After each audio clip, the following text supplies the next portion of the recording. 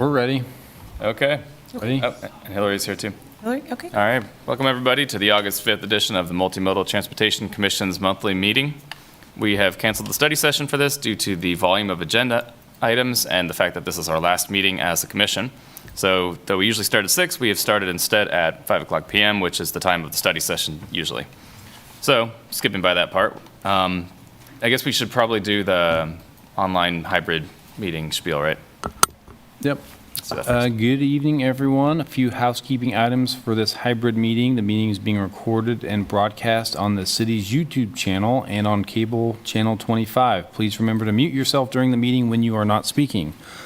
The chat function for this public meeting is disabled. All chats will go directly to staff. Unless you are participating during the meeting, please turn your video off. This allows the active meeting participants to be seen on the screen. You will still be able to hear the meeting. And when you are participating, please turn your video on. If you are having any trouble, send us a chat. The city reserves the right to mute people or turn individual videos off to minimize distractions during the meeting. So I'll turn it back over to the chair. Thank you very much. All right, our first item of business is to approve the minutes from our meeting back in May. So that's the last one that we had that actually had decisions on it. So does anybody have any questions on the content of the minutes, questions, requested revisions? And if not, I'd entertain a motion to approve them. A motion to approve meeting minutes. A second. All right. All in favor, raise your hands. Just easier to see. Okay, thanks. Motion by Commissioner Baltuska, seconded by Commissioner Collette, and unanimous. All right, moving on to general public comment. The public is allowed to speak to any items or issues that are not scheduled on the regular agenda. Public comment will not be received for staff items, commission items, or calendar. Each person or organization will be limited to 3 minutes. As a general practice, the commission will not discuss or debate these items, nor will the commission make decisions on items presented at this time. Individuals are asked to come to the microphone, sign in, and state their name and address. Speakers should address all comments to the commission. Is there any general public comment in the room?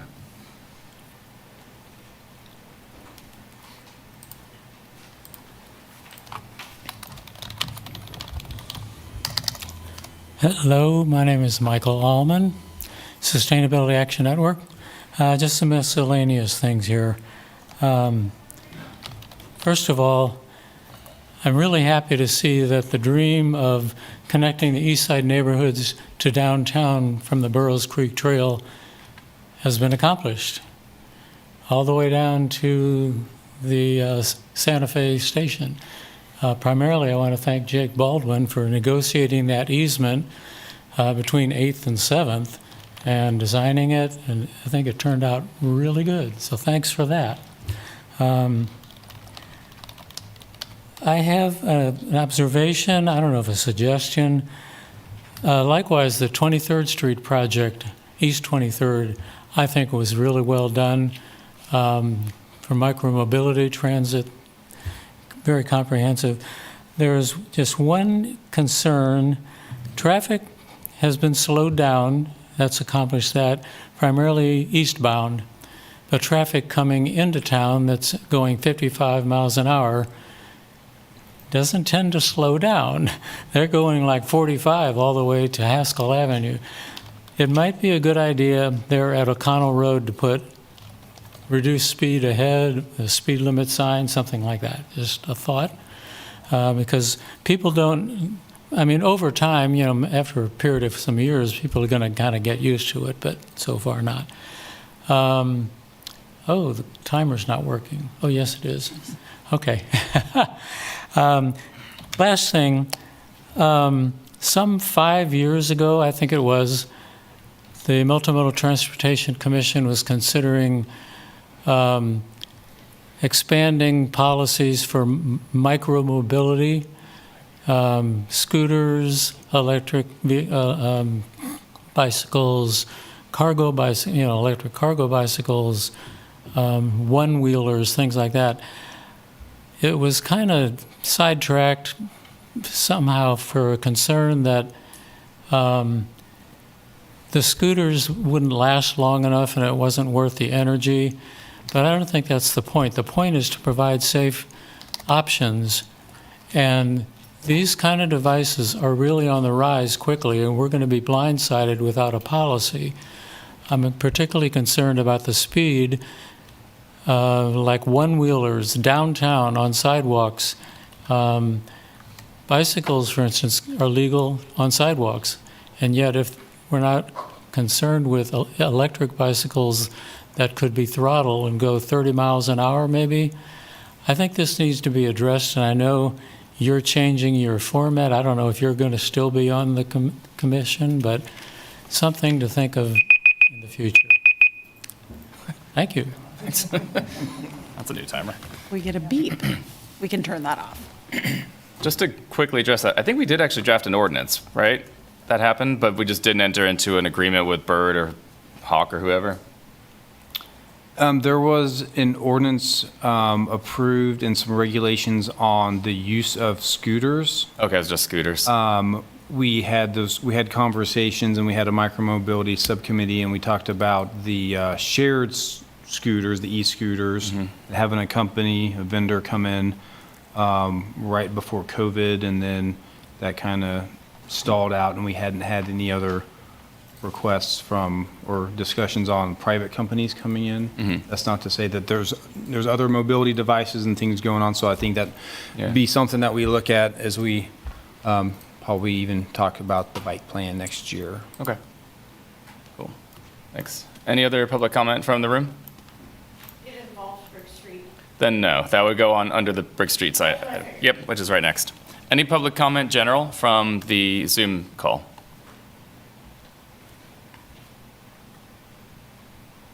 No one has indicated by raising their hand or turning on their video that they would like to comment at this time. Okay. It's looking like that's a no. Okay. Well, in that case, we're going to move on to the main agenda. So the first one is consider recommending approval of the Brick Streets and Sidewalks policy.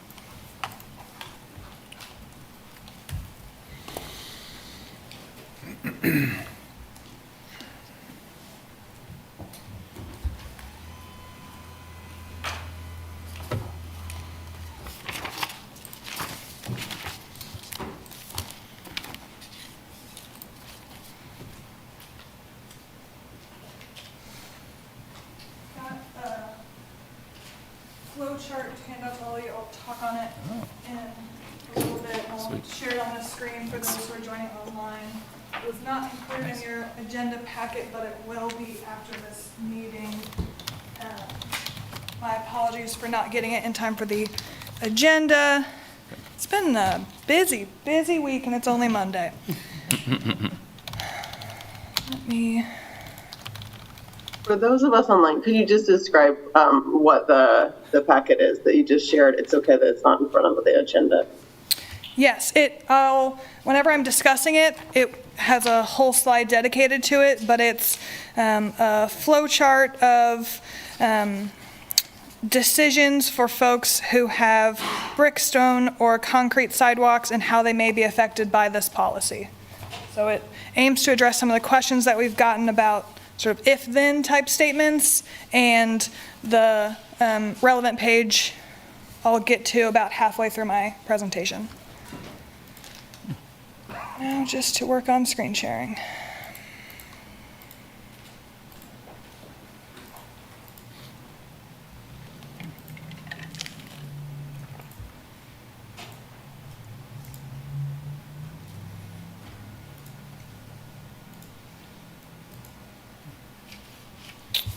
Alrighty.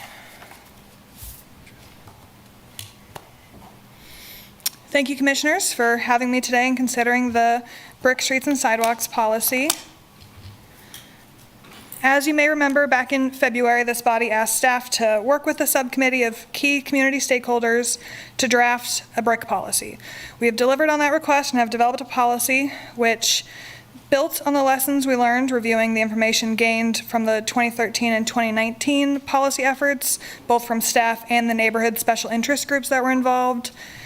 Utilized a citywide community engagement-driven approach, which asked folks to prioritize conflicting values and not only asked for public comment, but listened to the feedback we received. and incorporated the best policy language and ideas found in other city codes while assuring that we meet accessibility requirements and engineering best practices, all while being practical and realistic to the real-world constraints the City of Lawrence has when looking at our budget, staff time and knowledge, and assuring that this policy aligns with existing plans and strategies of the city. The policy was included in your agenda packet, and the changes to that policy since you saw it last month at the study session are highlighted in the staff memo. I have a handful of slides I'd like to run through that touch on some of the policy highlights. It's similar to what was presented at the study session, but also points out the changes that have been incorporated.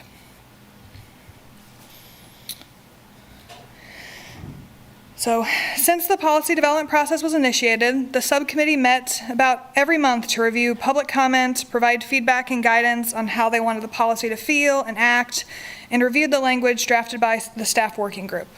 The subcommittee was vital to the success of the policy because they acted as conduits from various important groups, such as key neighborhoods, accessibility groups, historic advocates, and relevant government professionals. They were able to effectively and personally communicate the happenings of the committee out to their respective groups, as well as filter in the information and feedback they were getting from their peers back to city staff. As the policy was taking shape, city legal and infrastructure professionals like street crew managers, city engineer, local masons became more engaged with the process to assure that the policy works not only theoretically, but also meets our legal expectations and is practical and implementable for the folks in the field who will be doing the work. So this slide may look similar to what was shown at the study session, but it's an important slide. PRO-WAG standards are federal guidelines adopted in August of 2023, which outline accessibility standards for areas in the right-of-way to assure that users of all abilities feel comfortable and safe. Notably, there are no exceptions for historic properties or historic areas when it comes to accessibility. The Brick Streets and Sidewalks policy will work alongside the ADA transition plan to assure brick sidewalks are protected and preserved in historically significant areas and provide standards for installation and maintenance to assure that they're designed to be durable and accessible. The sidewalk installation standards were a topic of conversation at the Historic Resources Commission meeting, and there seemed to be a bit of confusion surrounding why the installation standards point out the need to install bricks at 1/8 inch apart rather than meeting the 1/4 inch, which the PRO-WAG standards state. The rationale for this standard is a bit complex, but ultimately comes down to the standard aligns with industry, best practice, other city codes found in other municipalities, and being the safest and most sustainable option for installing brick sidewalks. Both safety and accessibility and sustainability were among the top priorities for the community at large in the priority survey. Installing brick sidewalks to 1/8 of an inch allows for a bit of settling throughout the timeline, or throughout the lifetime of the sidewalk infrastructure, which we know it does, while still meeting PRO-WAG standards of 1/4 inch. I understand that this practice is commonly referred to as building tolerance. To provide a bit of clarity on this point, the policy was edited to include when installed in section 6.3 to point out the difference between how it needs to be installed and the lifetime of the standard.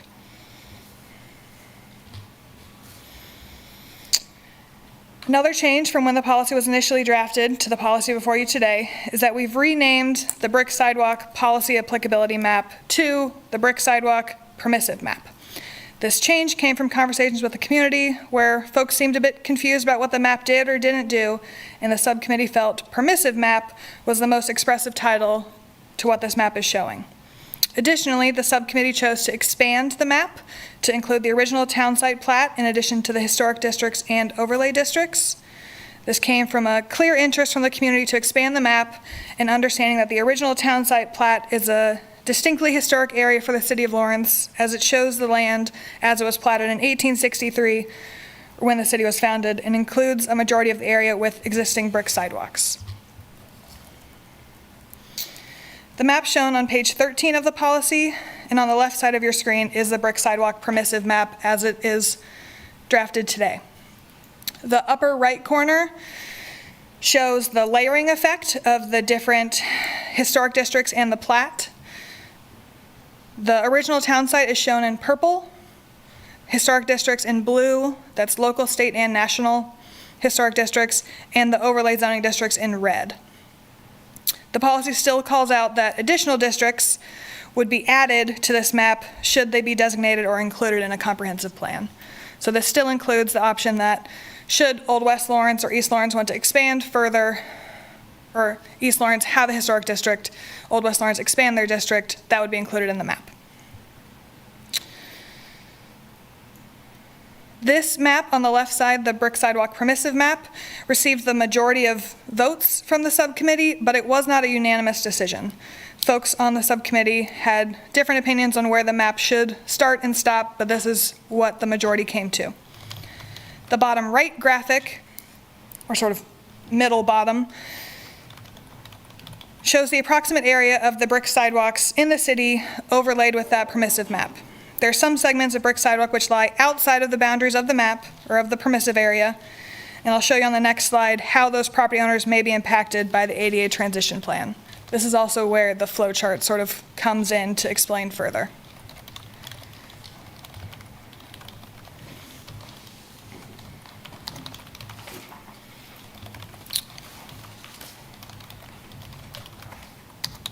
Commissioner Carter, are you able to see the flow chart well enough, or would you like me to zoom in? Yes? Okay, wonderful.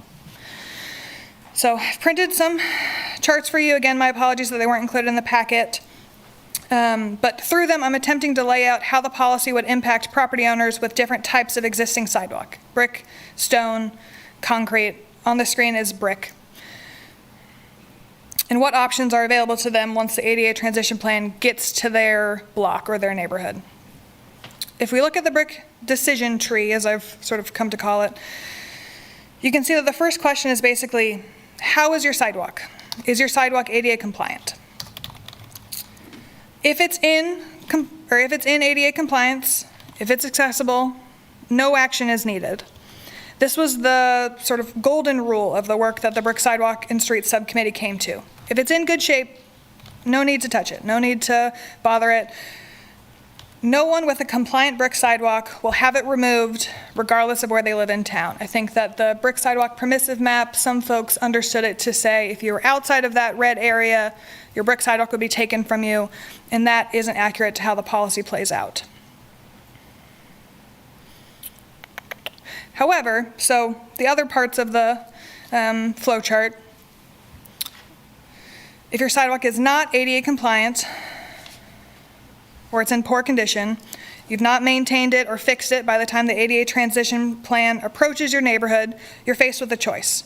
Would you like to repair or reconstruct your sidewalk in brick or concrete?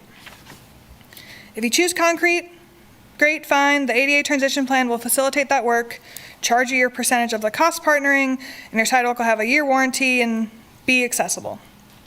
If you choose brick, that's where the brick sidewalk permissive map comes into play. If you're inside the brick sidewalk permissive area, that red area, you have the option to utilize the city contractors for repair and reconstruction. If you're outside, you have to utilize self-repair, which basically means you won't benefit from the city's cost partnering model, and you'll need to do the repairs yourself or get a contractor at your own cost. This was the compromise that the subcommittee came to. If you live outside of the permissive area and you do nothing, you have a brick sidewalk, you haven't maintained it, you haven't reached out to the city, or you've otherwise reached out to the city to say you want concrete, the city will reconstruct your sidewalk in concrete and you'll get the same cost partnering as anywhere else. Also, I'd like to point out that the property owners in this circumstance, with the ADA transition plan coming to different areas, property owners are given ample notice before the city approaches their property. The ADA transition plan was just approved last month, 2 months ago, so we haven't really seen it all the way play out, but the intention is we'll release a 5-year plan of where we intend to inspect, send out a letter a year ahead of the inspection notifying the property owner, then there's door hangers and postcards sent after the inspection notifying the property owner of their options, and this is all implemented outside of the brick policy, so the policy before you doesn't speak to any of this, but it is intertwined. We've had quite a few questions about this, so that's why I wanted to prepare this flow chart for you. If you have additional questions, we have multiple experts in the room who can speak to this in more detail. Alrighty, so now on to brick streets. The policy does speak to both brick sidewalks and brick streets. The next couple slides are all about brick streets. At the end, if we have questions on sidewalks or streets, we can come back. I can share slides. I have a handful of different graphics that can also provide more information. But the brick street section did not change between when the policy was posted in June and what's before you today. There were a few comments received on streets from the public and none from Historic Commission. My understanding is that the majority of the community is happy with the brick street policy, and they're especially happy that we're not getting rid of any existing brick streets, and folks are curious to see how the priorities set forth will begin to impact asset management in the street maintenance plan. As we talked about at the study session, the brick streets in Lawrence were largely constructed over 100 years ago, and many are reaching the end of their 100-year life cycle. This policy aims to assist in the decision-making process for where to prioritize reconstruction and resurfacing for brick streets. Historic brick pavers are a finite resource, and thus their use needs to be purposeful and consistent. The policy has identified all exposed brick streets and alleys and proposes to preserve them through the use of 2 different preservation statuses. You see that on the screen in front of you through the red and the yellow, as well as on page 22 of the policy. Streets with primary preservation status, shown in red, shall remain exposed brick, and all maintenance work, including utility repairs, will prioritize completing repairs with historic brick. Streets with the secondary preservation status, or those shown in yellow, should remain brick. However, they may be maintained with city standard material to prioritize the red primary preservation streets. The policy aims to assure that the exposed brick streets with higher concentrations of residential driveways are prioritized through the use of primary preservation, and these streets were chosen with the assistance of the staff work group and brick subcommittee.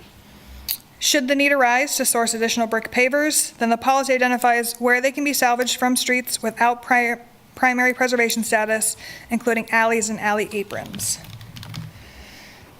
Additionally, we spoke on this at the subcommittee, but this is one of the aspects of the policy that I think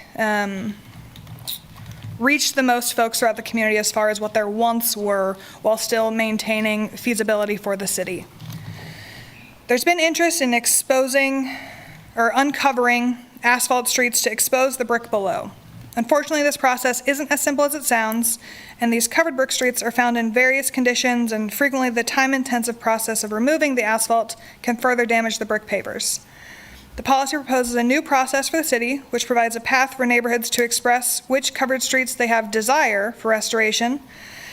And without this process formalized through the policy, up to this point, property owners and neighbors are just left to reach out to engineer of the day or hope that their request falls in line with the right timeline with the city budget. On page 21 of the policy, you'll find the existing condition map, which is the map shown on the top right of your screen. Neighbors can review the existing condition map and choose which streets they'd like to express desire for restoration through an adopted neighborhood plan. Neighborhood plans get incorporated into Plan 2040, and it should be noted that not all streets are appropriate to be reconstructed in exposed brick, such as arterial streets or bikeways. I'll leave you with this slide that outlines the next steps forward as proposed by staff in the subcommittee of bringing this policy to the City Commission in September, and ask that you recommend approval of the brick streets and sidewalks policy and forward the policy to City Commission for consideration.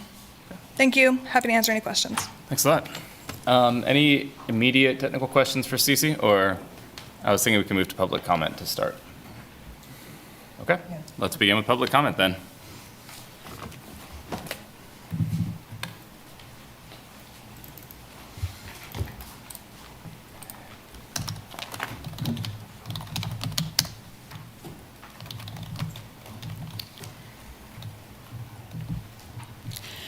Good evening, Commission. Haley Brenz, 810 West 8th Street. First, I'd like to acknowledge Cece Riley and the incredible work she has done to create this policy for the City of Lawrence. Knowing the history and passion some residents have for the brick and limestone in Lawrence created a complex task.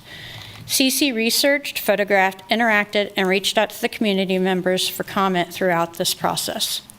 I was a member of the subcommittee and feel there is one piece missing to the boundaries of the brick sidewalk permissive map. I'd like to draw the MMTC's attention to the boundaries of the brick sidewalk permissive map.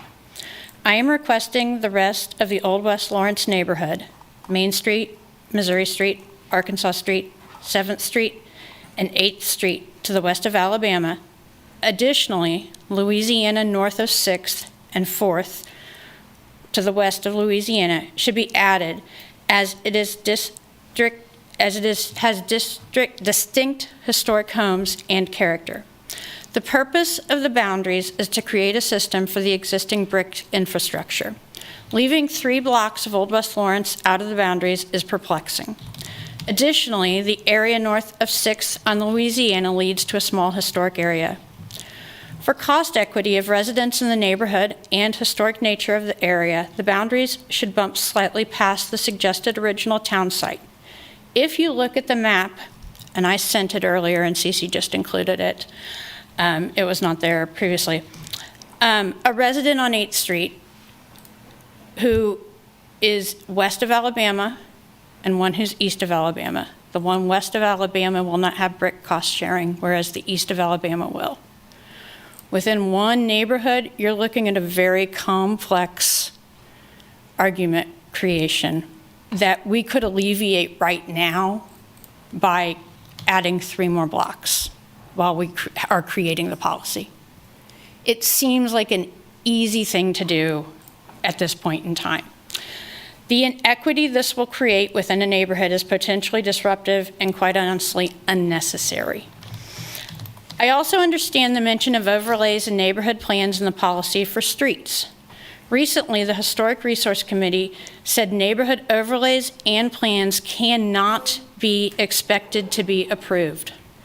It has taken years for some, and it's a complex process. Having that involved with the streets to be undone needs to be evaluated following that historic resource comment.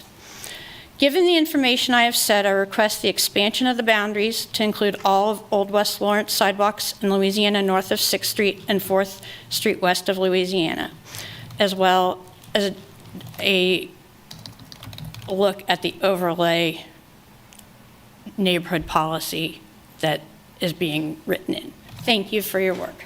Yeah. Thanks. Is there any public comment from the Zoom call? No one has indicated by raising their hand or turning on their video that they would like to comment at this time. Okay, thanks. In that case, bring it back to the commission. Anybody have questions or comments? No. I guess in that case, Cece, I'd like you to maybe talk to the omission of those 3 blocks, and I guess the stuff in Pinckney as well, just out of curiosity. I want to hear your side.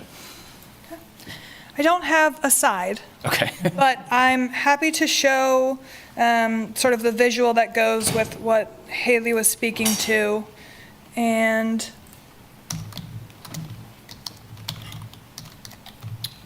so, let me rewind just a second. So I showed this slide, I showed this picture. Going to zoom in a little bit. You can see the purple original town site plat, the blue historic districts, and the red overlay districts. The overlay districts most notably are the Oriad neighborhood, the downtown, and there's a industrial East Lawrence overlay over here.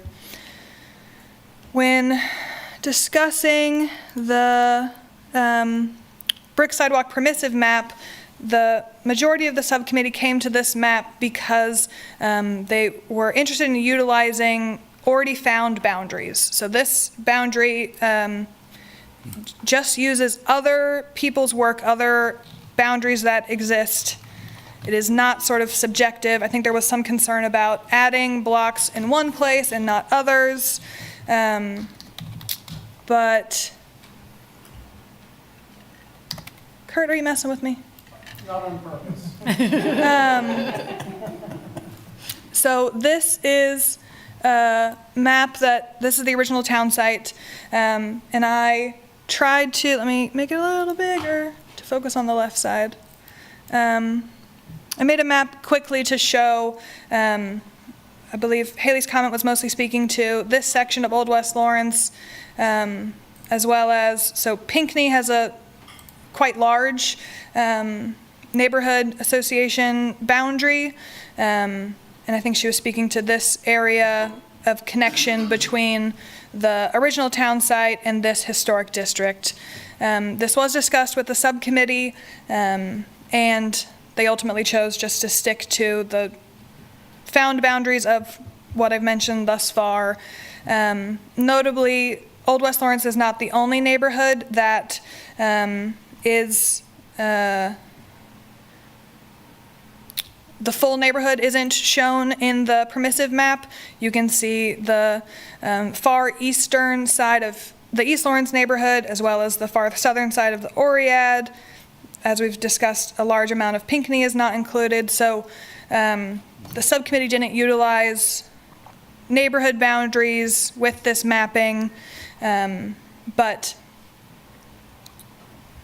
that's not to say this commission couldn't make a different decision. There was interest from Historic Resources whenever I met with them a few weeks ago to expand the map, and we did so as a part of this revised draft. The Historic Resources Commission didn't have a specific boundary they were looking for. They didn't tell me, go to this street, go to that street. They just said, make it bigger. And so, talking about that with the subcommittee, that's what we've brought before you today. Okay.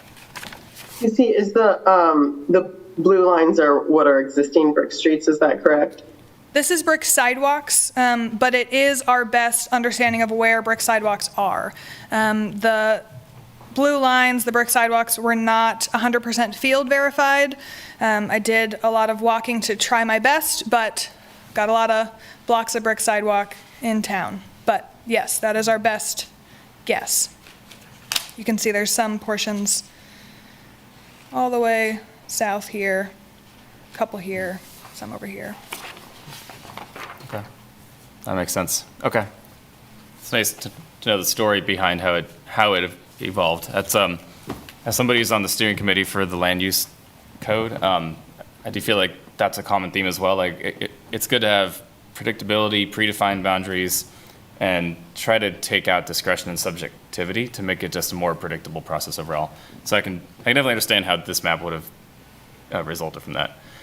What do other commissioners think about that? It sounds like, Cece, you were saying there's a chance that we as a commission could say, like, I want to see everything that's blue covered in the permissive map. Is that true, or how would the process work to actually adjust this? So this commission is able to provide recommendations to City Commission, and City Commission could provide additional recommendations. Ultimately, the city manager is who approves an administrative policy. So any recommendations that come out of this meeting today, I believe I'd include in a staff memo, provide to the next body, provide to the next body, provide to city manager. Okay. I would like to point out the work that the subcommittee did to get to these boundaries and the purpose that was put there, as well as including the language in the policy that states overlay districts and historic districts, should there be additional ones, would be added to this map. So that still allows for flexibility moving forward. To the comment that was made about Historic Resources Commission's last meeting and their discussion of overlays, I was surprised by that comment. It is a part of the Land Development Code that speaks to how overlay districts are proposed, and HRC is one of the bodies who can propose them, as well as 51% of neighbors in a distinct area. And the issue that arises from folks on that committee maybe feeling like overlay districts aren't possible feels like a greater issue than just this brick policy that maybe should be looked into further, but I don't know that we can address it through excluding that in this policy. I think that there was a lot of support for the ability for this map to expand should neighborhoods have interest in that. Okay. That's helpful context. Any thoughts from commissioners? Yeah, real quickly here, I do apologize, I missed the last meeting. I'm sorry about that. But yeah, even though the borders that were in the original overlay thing on that, and once I found out that there was other areas outside of this area here, I did, I think that they should be included in it. Do you mean to say that anywhere with an identified brick sidewalk should be included? Exactly. Okay. Okay. Cece, can you go back to the last slide, please? Yes. That area in Pinckney, I think it's on north of Louisiana and 6th that isn't covered in pink. Why did that get omitted? I'm curious. On the district. So it wasn't omitted. Let me show you on this sort of multicolor map real fast. It's just not included in what the purple original town site was, nor was it included in a historic district. So you'll see there's this. I can actually show you an even better slide. One moment. So you can see here, there's a Pinckney Historic District, and there's also Pinckney 2 Historic District. I can't speak to why the area in between wasn't included in their designation, but the boundaries on that designation are very specific. This is, I believe, a state or national historic district. I think as somebody who used to live in that area, I think that exact section of Indiana was at least like 25 to 50% abandoned, so there probably weren't a lot of people to actually push for that or vote in favor of it. It's only very recently that the houses have been completely rebuilt, so at the time there probably weren't people for it. So I believe there's also something about historic districts being properties that are, or structures that are over 50 years old. I've heard a lot of discussion with the Old West Lawrence Historic District that whenever that was founded, I can't remember the year, but at the time, some of the boundary streets didn't have houses over 50 years old. Now, quite a few of them are over 50 years old. okay. And so that's another reason that historic districts always could be added to. It is a process that exists outside of the city. I don't believe our historic resource administrators online today, but there's a set process for that. Mm-hmm. In your view, if we were to expand the permissive map boundary to include all known brick streets, would that introduce a level of uncertainty, given that we're not 100% certain on where brick streets are? Are you worried that if we leave stuff out, that's like, oh man, now we got to go expand this again? I'm just kind of curious as somebody who knows this in and out, what would you say to that idea? So you're correct that I have some concerns about utilizing existing conditions that brings into play a level of gosh, what month are we in? August of 2024, if you had this, you get certain things. And there could be concerns about folks, maybe if they're in the process of building something, or they were gonna put together a brick sidewalk, or they were gonna do different things, then they're left out of that because of when we assert existing conditions. There's also, if you look to the south of the brick sidewalk permissive map, there's quite a few sporadic segments that exist, and so the choice between saying that property is allowed to do one thing but their neighbors aren't, where with the permissive map as we showed it today, it's full blocks. It may not be every block that has a brick sidewalk, but they are distinct historic districts. We've also done a bit of analysis with these brick sidewalks as we have them mapped, and the number of brick sidewalks outside of the permissive area is, Dave, do you have the Excel spreadsheet we made? No? Okay. Not readily. Okay. It's like There- 10,000 feet, Yeah. Charlie's. Yes, there weren't, the number of brick sidewalks inside the map is great. The number of brick sidewalks outside the map is relatively few. That is relative, but those are some of the things that went into play of making this map the way that it is. There's also cost associated with the grander budget of cost partnering for brick sidewalks. We know that brick sidewalks, with the standards that we've laid out in the policy, cost about twice as much as a concrete sidewalk. And so the city and the ADA transition plan has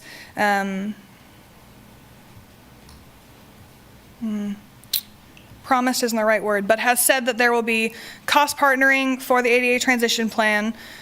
Through this brick sidewalk permissive map, we're indicating an area that folks can choose to have brick sidewalks. If we make that area bigger, there are more folks with choice that then inherently just makes the cost greater on what the city would take on as part of that cost partnering.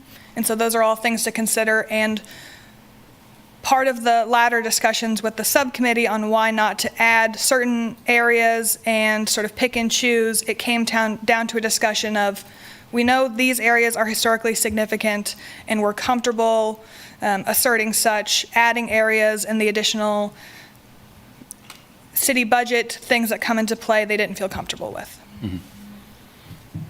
My thought on it is I wouldn't be in favor of expanding it to the entire city where there are existing brick sidewalks.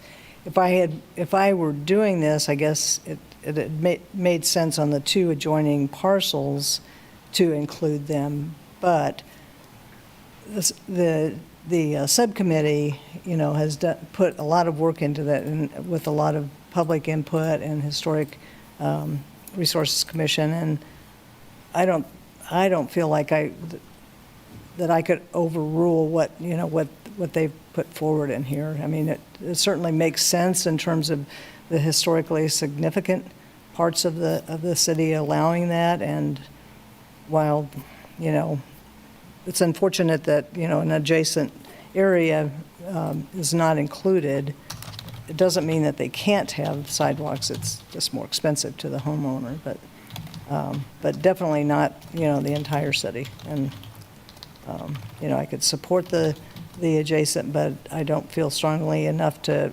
overrule what the subcommittee has put forward. That's an interesting point. Sorry, were you going to say something? I'm sorry? Were you going to say something? I Oh, you were. No. feel the same way. Okay. Yeah, I agree with. It's easy. what you So- said, yeah. So I'm also on board with not expanding it to like the whole city, but the term used of adjacent plots was interesting, and I hadn't even thought about that, but that is something that is sort of standardized and predictable, that you could say, almost like how the historic environs rule is, where it's like this house and everything within 500 feet as the crow flies is, counts as historic essentially for the purposes of aesthetics and whatnot. You could kind of do that here and say like everything that's within the permissive map plus all adjacent property plots by land, because otherwise you're going to be going across the river in some spaces, also count. Because then if you do that, you'll still stay pretty much within the neighborhoods that were already there. It won't expand it very much because a lot of these are small lots. It's a predictable thing that doesn't rely on existing conditions. And it also would eliminate those odd issues where you'd have like the east side of Alabama is in and the west side is out, even though they both have the same sidewalks essentially. I wonder if that's a compromise we could live with. That's like still in the spirit of what the steering committee wanted, but taking a principle from elsewhere and trying to adapt it here to get a few more sort of choice plots into it. Thoughts? Nick, are you suggesting here that it would be like a 500-foot extension off of the existing districts? I think it could just be an extension of a single plot, like whatever the adjacent plot is that's directly outside the boundary. Just add those in. And you could even add them as like a buffer zone and indicate like, this is sort of in, brick street environs or something. I don't know legally the best way to pose that, but Okay. just a thought. Oh, sorry. That's it. My only concern here is sort of arbitrarily deciding where to add to this map. And I wouldn't feel comfortable going throughout the whole city and going south and trying to get, ask for that brick streets policy to apply down there where there's small parcels. But because these are tied to these overlay districts, I think the map's been drawn in a way that is clear. And so if we're picking and choosing which streets to add, I just think that it's a complicated dance, because we could get down the line where we've said, okay, well, we've extended this map west of Alabama, But then south, we haven't done that same thing. And then, my other thought is here that communities can apply to be added to the National Historic District or become a historic district, and then this could change. But I also hear the cost equity thing here that Haley brought up, that people that have existing brick sidewalks, would not be able to cost partner with the city. And then but inversely, my other concern is just the cost of to the city of installing brick sidewalks wherever it is, right, is twice the amount of what it costs to install the concrete.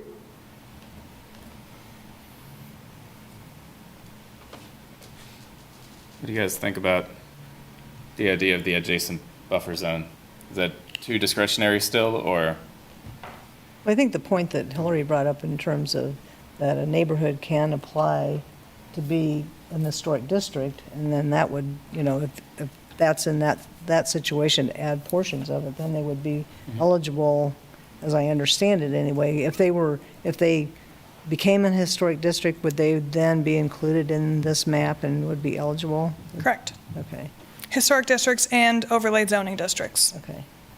I would hazard a guess to say that the places that are already historic districts are probably populated by wealthier people who have the time and ability to do stuff like that, whereas the ones that are outside of this area are probably the less well-off sections of the neighborhoods that likely don't have the sort of organizing resources to pull that off. And then by that nature, they would also be the most poised to benefit from having cost share from the city. It's probably a reach of a connection, but I know in Pinckney and Old West, that's kind of the case, is that if you're in like the really core historic part, those are the pretty nice houses. And then once you're out, they're still old houses and they still have brick sidewalks, but they're not as nice of houses, typically speaking. But would not the city, I had this in my head, benefit from this being expanded a little bit as far as, say, government funding, because this area and the people that live there, wouldn't that increase the value of their homes as well? It would. It would be probably increased investment up front by having to pay more cost share for sort of I would say kind of a gamble. Like it might increase aesthetics and therefore property value. So that's very possible that could happen, I think. I don't know if I would bank on it, but yeah, it's Yeah, okay. I think the city could benefit. possible. Sean, I haven't heard from you yet. Any thoughts on boundaries? You're on You're mute, though. muted. I'm curious what the major practical difference is between having something inside or outside the boundary as far as, cost for the city, complexity, all of that. It seems like it's so close. There must have been a reason. Obviously, there was a subcommittee to determine what those boundaries are. So does it mean if it's outside the boundary, that just means that homeowner is going to cover more of the cost burden of whatever needs to be done with that brick sidewalk? Is that kind of what we're looking at here? Yeah. Cece, could you elaborate on what's the percentage of cost share? So on average, based on the sidewalk improvement programs, which is the only information I believe we have, because the ADA transition plan was just approved last month. Great use of nod from both of you, thank you. Was the city paid about 85% of the cost partnering, and the property owner paid about 15%. The data that was supplied in the city commission meeting where the ADA transition plan was approved, I believe Evan mentioned that on average, based on sidewalk improvement program, which notably started in West Lawrence and included quite a few new properties, the average property owner paid about $660 to have their sidewalk repaired. The ADA transition plan includes an estimated $73 million that they expect would be the cost to repair and reconstruct all sidewalks in the city of Lawrence, and that $73 million does not include the policy proposed by the brick policy. So that 73 million would be added on to, depending on how many property owners inside the permissive map decided to go brick. Every property owner in the city of Lawrence has the ability to cost share for concrete, so no one is excluded from the ability to cost share. It's just that folks inside the permissive area are also able to cost share brick, which we know costs twice as much. People inside the permissive map could also choose to go concrete. So we're not able to estimate how the real cost associated with this policy, but we know it's likely additive to the 73 million included in the ADA transition plan. Okay. That's new information to me. I didn't realize that everybody now qualified for cost share. That didn't used to be the case. It used to be only if you had like 2 frontages or a corner lot or were... Jake Baldwin can speak to that a bit Yeah, more. I can jump into that, Chair. You're talking 2 different things. You've got cost share and cost partnering. So cost share is that financial assistance you're talking about with multiple adjacent sidewalk, where CC's referring to cost partnering, where the city is paying for all the mobilization, the excavation, the demolition, all those kind of ancillary activities that go into sidewalk construction, and not material specific. Interesting. Okay. So in cost partnering, the property owner still has to pay for, it sounds like you listed off most of the capital, but what's left that the property has to pay for? The bricks They're themselves? paying for the cost of the material per square foot. Okay. So square foot of concrete, it's been from $6 to $12 a square foot. So we know that's going to be higher for brick. Okay.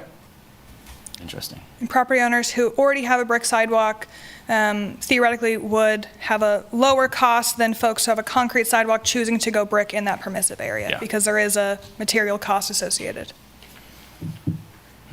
Okay. So I think at this point, unless there's any, gotta have it comments on boundaries, I think I generally see how we're split, and we'll kind of shake it out in the motions later, but we have more to cover. There's also the streets. Does anybody have comments on the brick streets? Okay. In that case, I do have a quick one. And I feel like I may have brought this up last time, but my notes are terrible. Sorry, Ryan, were you about to say something? No, I was. you were, I was okay. going to say no, never mind. I'll save it for later. Okay. So I think you said that that section didn't change from the last time we saw it, so I think this question's probably still relevant. I think it said somewhere there, the replacement bricks have to be historic. I can see, I guess from an aesthetic purity standpoint, why that would make sense, but it also means that we do have a limited supply of these things. And since, structures, streets, and sidewalks and trees all show a variety of vintages, why can't streets? It seems kind of oddly conformist for neighborhoods that have brick streets and sidewalks, which are usually pretty motley collection of things. So is there a chance that we could allow non-vintage bricks, especially because they're probably constructed to a higher grade anyway and cheaper? So the citywide community value prioritization survey included, let me show you that really fast. The feedback was, that for brick streets, the top 3 priorities were safety, sustainability, and tradition.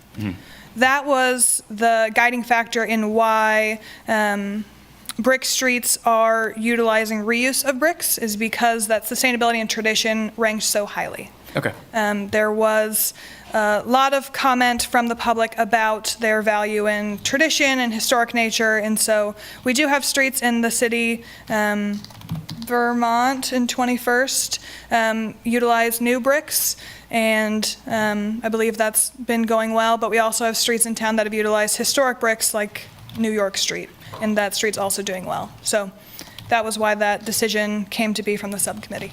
Okay, that makes sense. Okay, I have one more quick question on streets, and that was just to confirm, so it's not possible to convert an asphalt street to brick if it's never been brick before. I feel like it's highly unlikely it would happen given the exorbitant cost. Maybe in a private development, if somebody had private streets and wanted them to be brick because they're charming. Since it's unlikely to happen and there are standards to allow these to be built to a modern code, why not just allow it anyway? Assuming that the street is built to modern standards, could we just, not disallow it? I suppose, say do you have somebody any wanted to build a comments? town center somewhere, and they're like, all right, I want a brick Main Street. Could they Dave, do it? Can you speak to that at all, about best practice and? Yeah, I mean, the streets that we build today, we try to use concrete and asphalt because it's more durable, more longevity, and so really just comes back to the historic nature. And so just honor history and historic. We've rebuilt some streets with a brick surface. We still do concrete and asphalt underneath when we rebuild a street with brick, and so that's where a lot of the extra cost is in.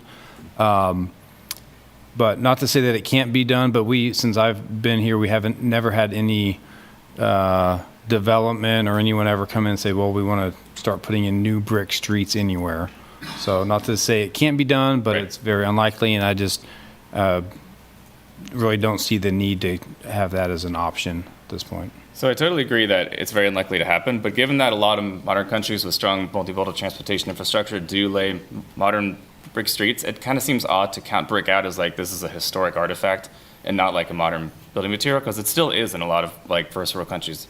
And, you know, I mean, even if it does never happen, it's like, is there really need to micromanage something if it can still be built to the standards that would be acceptable for a very slow street? I guess part of the reason I'm asking is not just aesthetics, it's also like traffic calming, because bricks are kind of obnoxious to drive over. They're loud, they make a lot of noise. Having high noise in the vehicle helps people realize it's time to slow down. That's why rumble strips exist and why people slow down over like cobblestones and just crappy streets. So I feel like it's maybe not a bad idea to keep that in our toolbox as time goes by as we try to build out the kit for safe neighborhood streets. I'm definitely not proposing this happen on like collectors and arterials, just like small local streets, alleys, right? And it may never happen, and I may say, well, that was an unnecessary argument to have. But, you know, in the spirit of not prohibiting things just for the sake of it.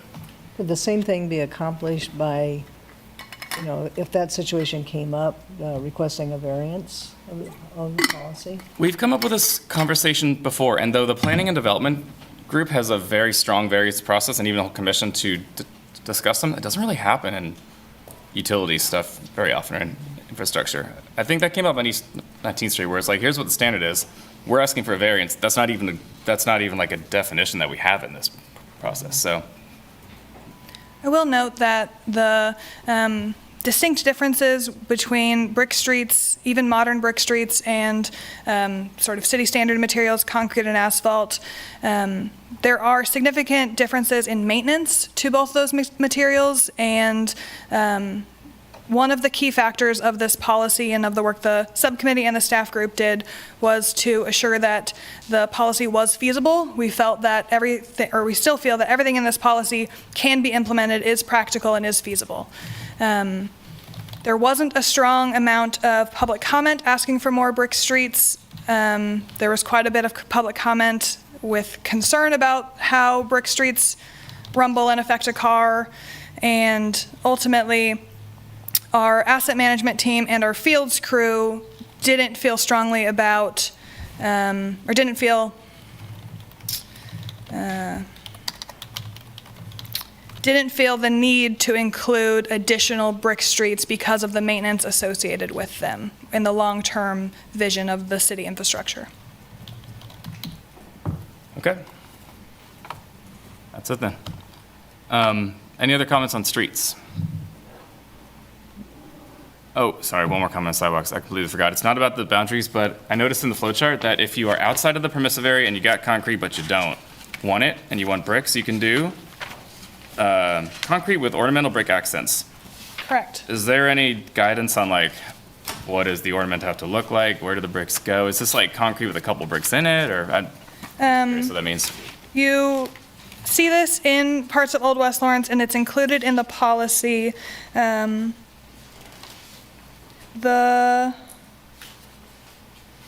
Oh, is that like brick outlines, maybe like on the edge of the sidewalk, sort of? We see it as that. We also see like between panels.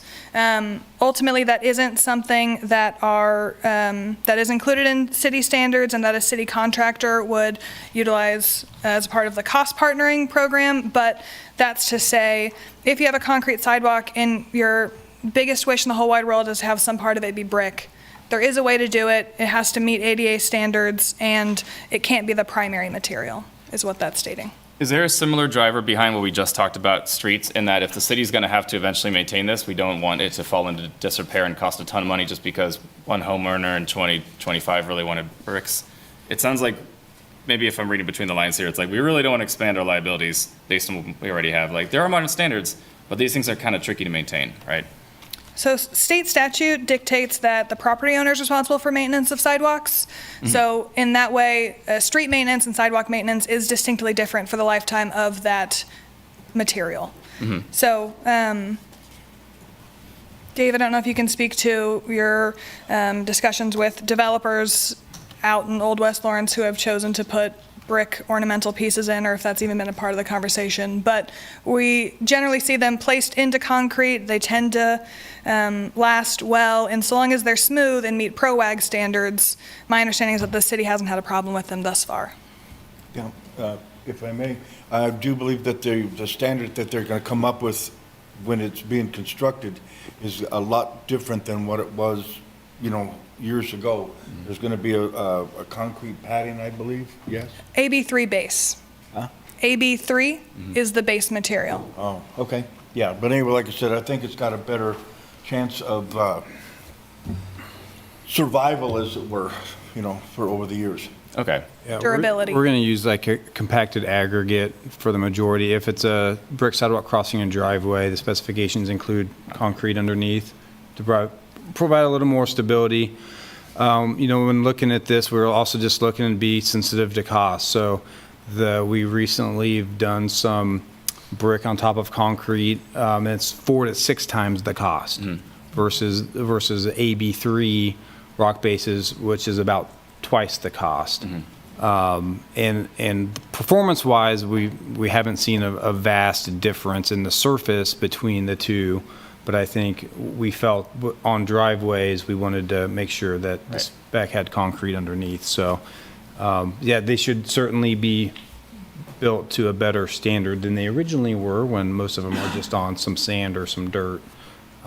So that'll make sense. And I guess now that I'm reminded that since property owners are obligated in perpetuity to pay and, maintain their sidewalks, in that case, it's like, if this is a decision by the property owner that doesn't necessarily hurt anybody, like as long as it's up to the ProWag standards, they pay for it, don't ask the city to do anything, and they maintain it. Is there a problem? I mean, if somebody just loves brick sidewalks and they construct it to the same good standards as everybody else, like, why should they not be able to do that? That'd be like saying somebody can't have like brick on the side of their house because well, it's not aesthetic here. Like, oh. I mean, in our current zoning code, you actually aren't allowed to have like sheet metal on the side of your house, which somebody forgot to tell a couple of the houses in East Lawrence. But I mean, there are certain prohibitions on materials that it's like, who cares, I guess I'm coming at this from like a live and let live standpoint. If it's not a structural or safety or cost problem, is it even a problem at all? Could we just let it? Historic Resources Commission talked about this a bit at their meeting a couple weeks ago, and they came to the determination that they valued the historic character that brick sidewalks give that sort of town center, that permissive area that we see the majority of brick sidewalks in, and they were not interested in providing guidance that included allowing that sort of creep of any new development to have a primarily brick sidewalk. Okay, so it's an HRC thing, it sounds like, which is, it almost sounds like gatekeeping of what history can be. Like, history is bricks, that stays in the original town site. If you weren't here originally, sorry, you don't get to have bricks, even though they're a common paving material and widely available. It seems very odd. So, like, if that's a justification, I'm not on board with that, personally. I'm not saying a lot of people are going to go for brick sidewalks, but, like, it's weird to stop it just because the HRC wants to keep a monopoly on history. It seems kind of weird. I may have communicated that poorly. It was both HRC who gave that feedback whenever I met with them a few weeks ago. It was also not requested as a part of the public comment process. We've heard from hundreds of folks and had really great conversations about brick sidewalks, and I can't say that no one asked, but it definitely wasn't a strong voice given in the public comment process. I think that both HRC and community members see that there is distinct differences in neighborhoods, and one of the distinct differences in the neighborhoods in that city center is that they have a higher percentage of brick sidewalks. This almost gets back to the street thing about having to use vintage bricks versus not having to use vintage bricks. If their definition of stuff that's truly, you know, sustainable, historic, charming, aesthetic, whatever, requires use of vintage bricks, then by not using vintage bricks, no problem then, right?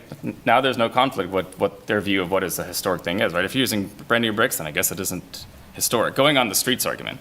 So it's kind of weird to have a totally different logic at the sidewalk side, where we're now saying any bricks at all are historic, which is not really true. So it's, I don't know. I may be totally alone in this assertion, but like I said, I'm coming at it from a live and let live thing. If it doesn't hurt anybody, why regulate it? Any other thoughts, or it's okay if we let this one die in the vine? Well, I know for the using the historic bricks, I think it would be good just for the ones that's visible, like on the sidewalks. But as far as the ones that go to soldier, I don't see why they couldn't use a newer, you know, a new brick in that one and save those ones for the top layer.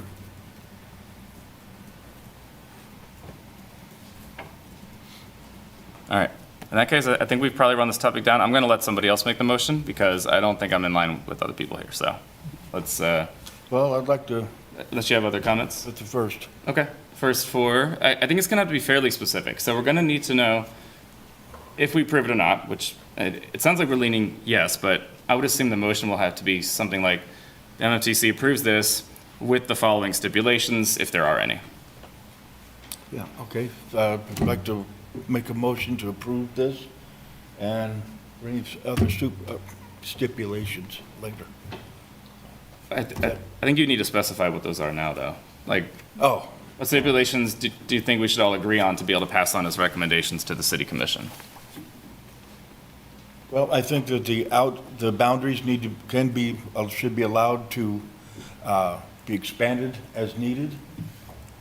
Those. If you can provide feedback on specific boundaries that you'd like to be implemented, that would be most helpful. Street names or The certain, one that was from east of Louisiana, and then north of 6th, I believe it was, that the lady was talking about. so if you're referencing Haley's public comment, she was specifically asking for this area on the map, west of Alabama and south of 7th up to Michigan, as well as this segment north of 5th on Indiana. Yeah, because actually I thought that got expanded one of our first meetings. Our first meetings included just the historic districts and the overlay districts. Our last meeting included adding the original town site. Okay. All right. Nick, can I ask a process question? Yeah. If, can a second motion be brought forward? I mean, I know that people could vote yay or nay to whatever is brought forward, but like, I don't know. So I have an idea. I mean, yeah, I have other, I would like to approve it on other conditions, but I don't know how it would work. So I think I've identified kind of three themes here. We got boundaries. God, what was the other one? Streets and like allowing them elsewhere, and new brick sidewalks. I think those were the three kind of major themes that we touched upon. Am I missing anything, or is that the three kind of discussions that we've had? Okay. So in that case, what I'd like to do is kind of go around and just get a quick show of hands on who supports what, so I know how to craft a motion that's likely to succeed instead of trying again. So the first one's about boundaries. Can you please raise your hand if you support expanding the boundaries upon what is currently shown? Okay. For the new brick sidewalks outside of the permissive map, do you support allowing new brick sidewalks where there aren't currently? 1, 2, 3. Okay, 3, 4, okay. For the brick streets, do you support, I don't know how to not do a double negative here. Do you support allowing new brick streets where there aren't currently brick streets? Okay, that's gonna be our motion then. I would like to motion that we accept and approve the brick street and sidewalk standards on the condition that homeowners outside of the permissive map are allowed to construct new brick sidewalks to PROAG standards, but without city cost partnering. And that's it. That's the only stipulation. I'll second that. Okay. We have a first by Commissioner Kuzmyak, second by Commissioner Aydelott. All in favor, raise your hand. 1, 2, 3, 4, 5, 6. Okay, that's unanimous. Okay. Thanks, everybody. Thank you. Thank you, Cece, for entertaining all of our questions. I'm sure they got a little bit deeper than we'd probably planned on, but much appreciated. All right. What's our next agenda item here? Let's go on. It is... Where are we at? All right, we're on Iowa Street now, right? Is that right? I think so. Sorry, I'm trying to zoom down here. Okay. It is Iowa Street.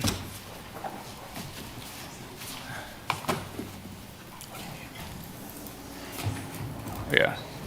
All right, the actual thing is, agenda item number 2 is to receive the update on the Iowa Street, 23rd Street, Irving Hill Road Reconstruction Project.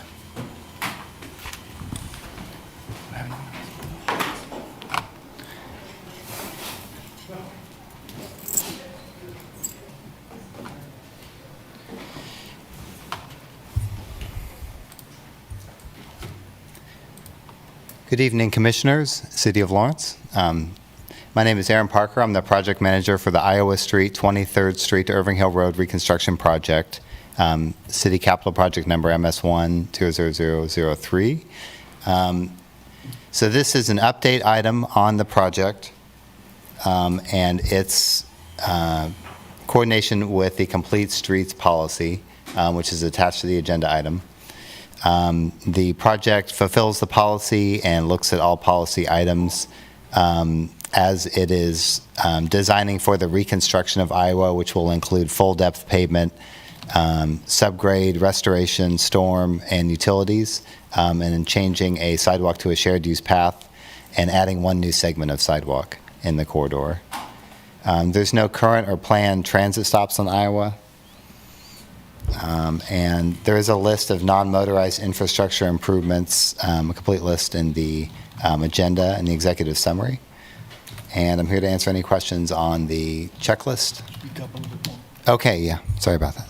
I'm here to answer any questions on the checklist or the agenda item in general or the project. Okay. Starting with technical questions from the commission for Aaron. Am I in the phone? Okay. Let's move to public comment, please. Those in the room, any public comment on this agenda item? Okay. Anybody online for a public comment for this agenda item? Is that what I sound like? Okay, looks like there's nobody online. All right. I'd like somebody else to comment first because I had to find my notes. I didn't have a lot, but I probably had something. Anybody? Okay. Now you put me on the spot here. Okay. This is just to confirm, it's just to reconstruct the existing shared use path, correct, Aaron? So any parts of the shared use path that are not in ADA compliance will be reconstructed. There's a portion of the pathway that ends and becomes sidewalk just north of 19th on the west side of Iowa, and that will be reconstructed as a shared use path up to the Irving Hill Road Bridge on the west side. Okay. So I asked all my questions beforehand. They were all answered to my satisfaction. This looks good. I don't have anything to say, really. Anybody else have anything to say? This all looks good to me. All right, this may be a very quick agenda item. So we don't actually have any action. We're just receiving, so it's been received. Thanks for the great memo and the thorough checklist and everything. I kind of enabled it to be very easily digested, so. Great. Thanks. Sure. Thank you, Nick. We'll see you soon. Okay. Thanks, Aaron. Okay. Next is 9th Street. Questions here?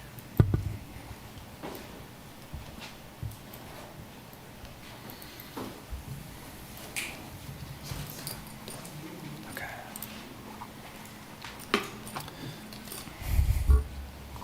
So I'm also the project manager for the Mass Street Multimodal Improvements Project, MS1 4005. This project was in the CIP last fall for concept design. Aaron, I think number 3 is actually the Jayhawk Watershed 9th Street Oh. improvements. I apologize. Sorry. Go for it. Sorry. I was like, wait a second. Thought I read this. But don't go far, because you're right up next after this. Okay. I'm Nick Hoyt, Engineering Program Manager with the city, Project Manager of the Jayhawk Watershed, which the 9th Street improvement will be completed under. We're here to ask for your recommendation for the proposed lane reconfiguration and other safety improvements along 9th Street. There's an update from what was presented in May with a much more specific design. Yeah. We have our design team here from JEO.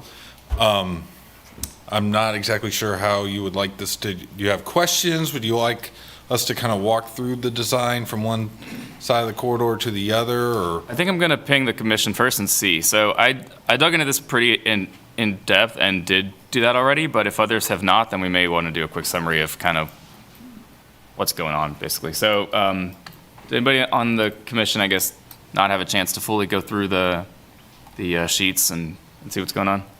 It's okay if you didn't, I won't judge you, because I did this last night, so. Okay, so so in that case, is it okay if we just kind of skip straight to technical questions, public comment, stuff like that? Okay. Yeah. Let's go to quick technical questions. Can somebody else start off, because I need to skip to the part that I actually didn't get answered yet, so. Hillary or Sean?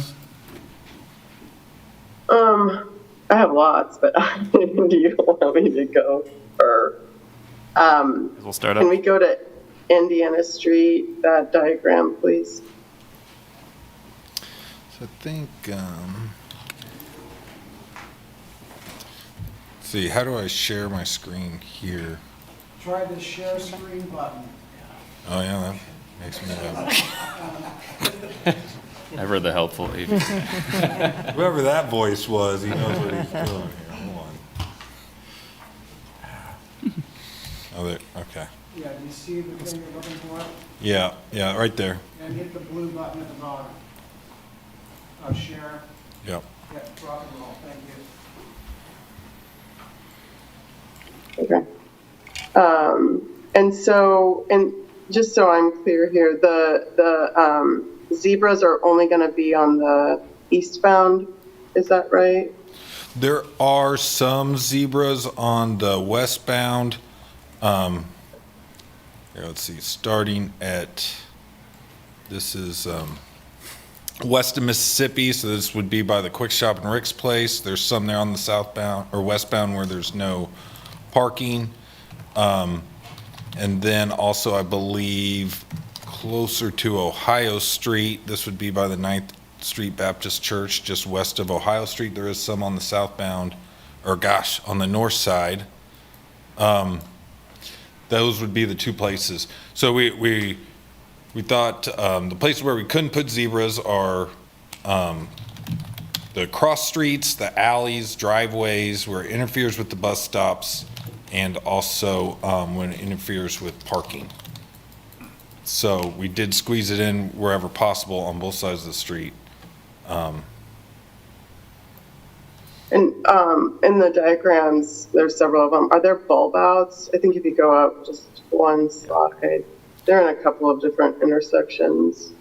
The bulb outs, are you referring to these kind Yeah, of right there. modified- What's the sort of oblong shape and then the bulb out? So the ovals, Yeah.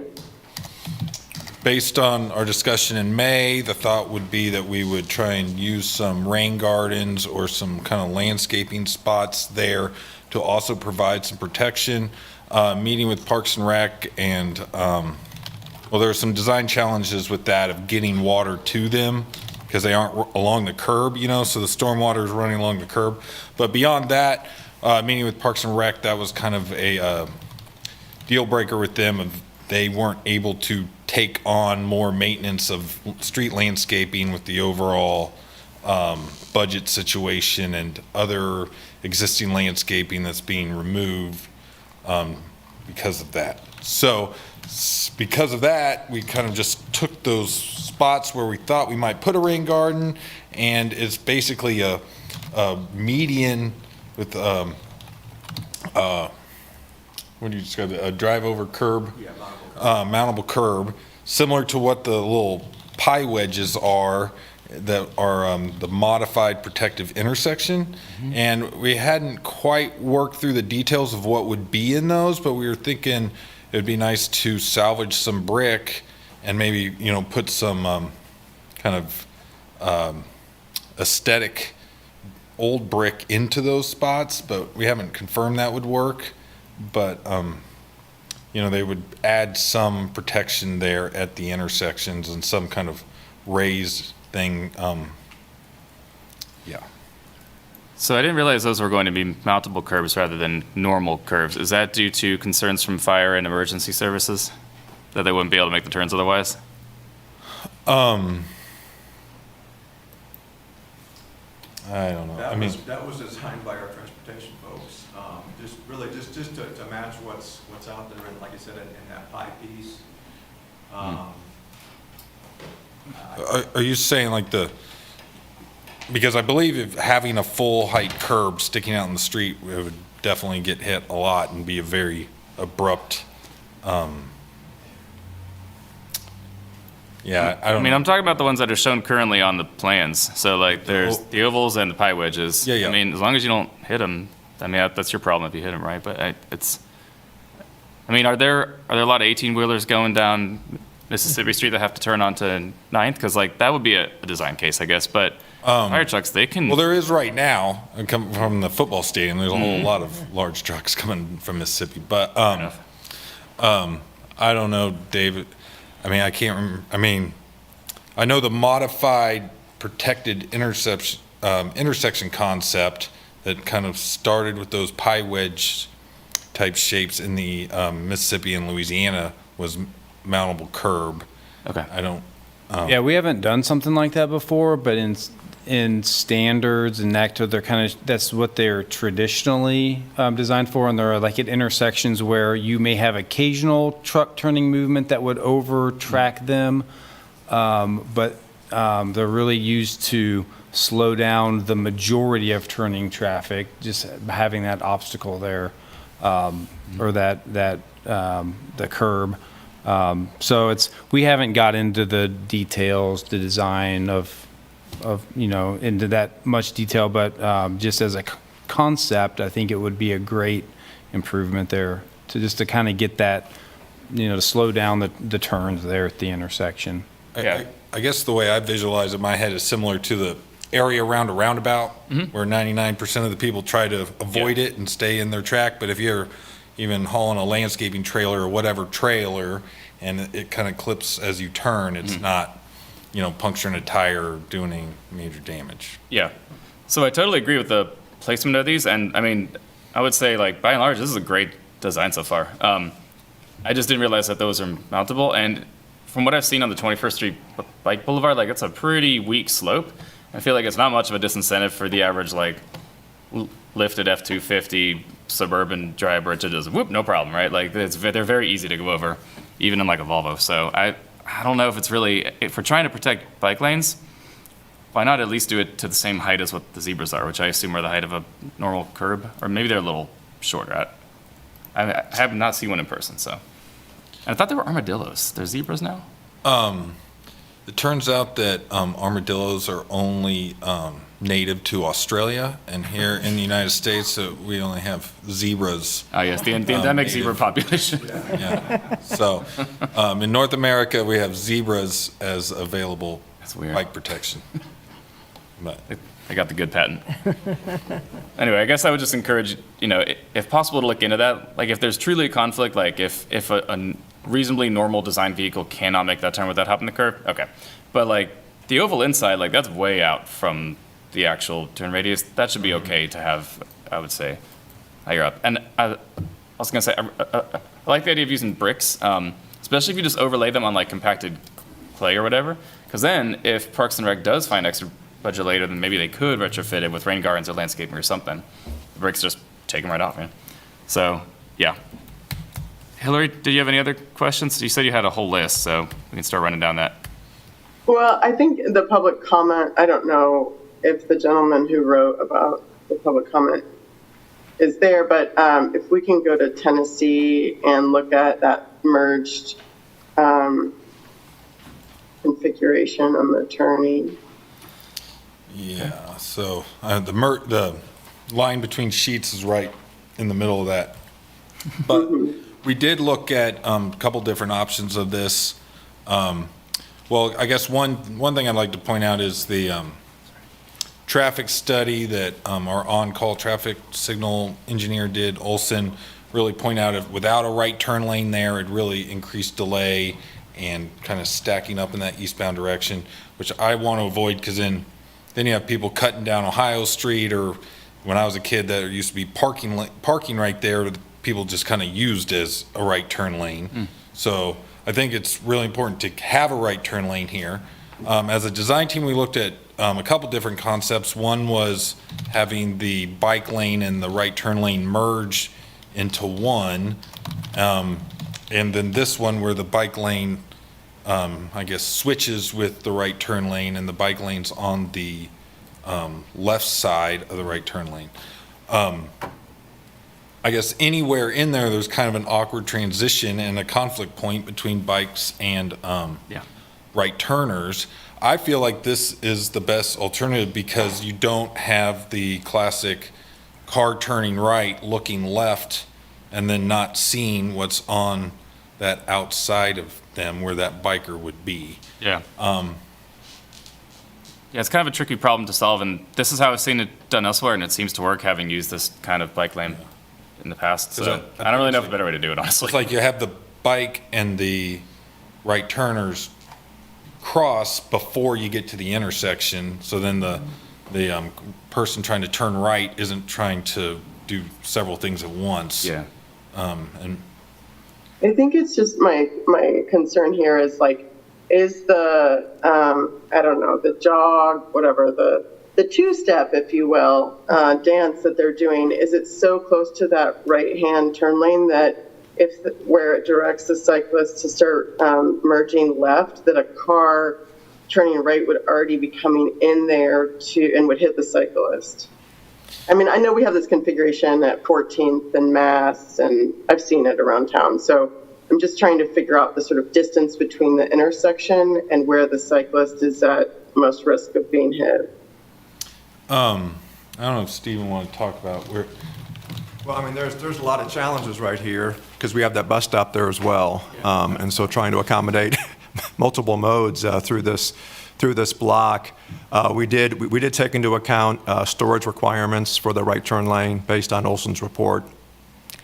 And then just giving those right turners, enough room to maneuver into the right turn lane. Keeping in mind storage, keeping in mind the need to make that lateral shift. And yeah, this is fairly standard for this concept. Actually, the MUTCD, the 2009 MUTCD, you cannot have the bike lane on the right side of a right turn lane. I did notice in reading the new MUTCD, which just came out this year, they did add an option since 2009 that you can position the bike lane to the right of the right turn lane if you use bicycle traffic signals.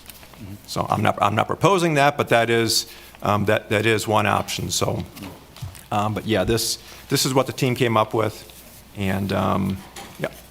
Okay. And is there signal exists currently at that intersection? Yeah. Yeah. Yeah. Remind me, does Ohio Street have a street light, or is it a stop sign? No. No, Ohio is a north-south stop sign. 9th Street's not stopping. The stop sign's at Tennessee, Kentucky, which is just off to the right here where it says match line. So just a few feet past there, that's where you're going to get to the traffic signal at both Tennessee And then continuing east, there's another signal at Kentucky where we have the bike box where the bike lanes terminate into the Sharrows east of Kentucky. I guess my concern is how fast drivers will be going eastbound right before we get to that cross. That's especially since Ohio doesn't have a natural kind of slowdown point, and there's not one on Louisiana, right? Is it just? Right. So that's two consecutive cross streets where drivers don't really slow down. right. So that's the concern of like them suddenly there is a new obstacle or like a hazard in the road. I don't know what the solution is because I do think it's probably the best design.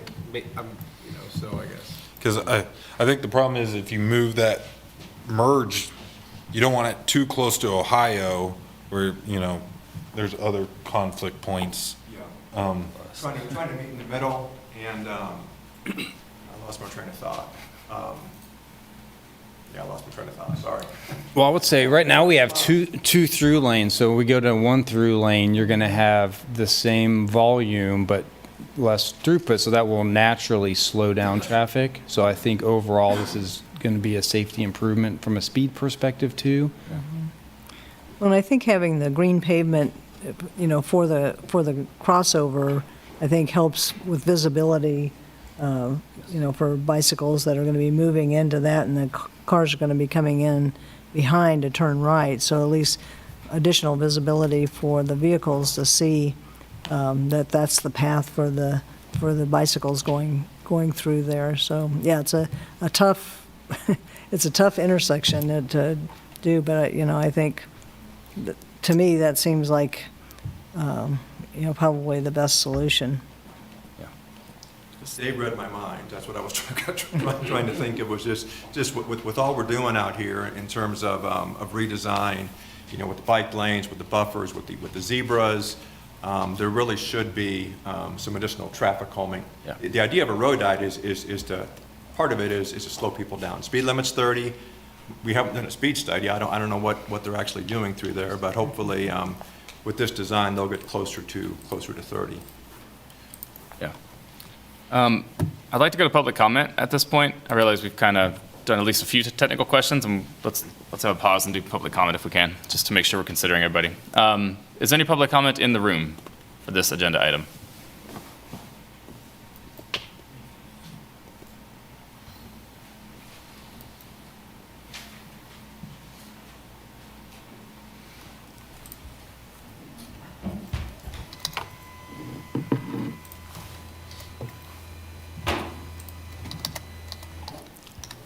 Hello, I'm Michael Allman with Sustainability Action Network.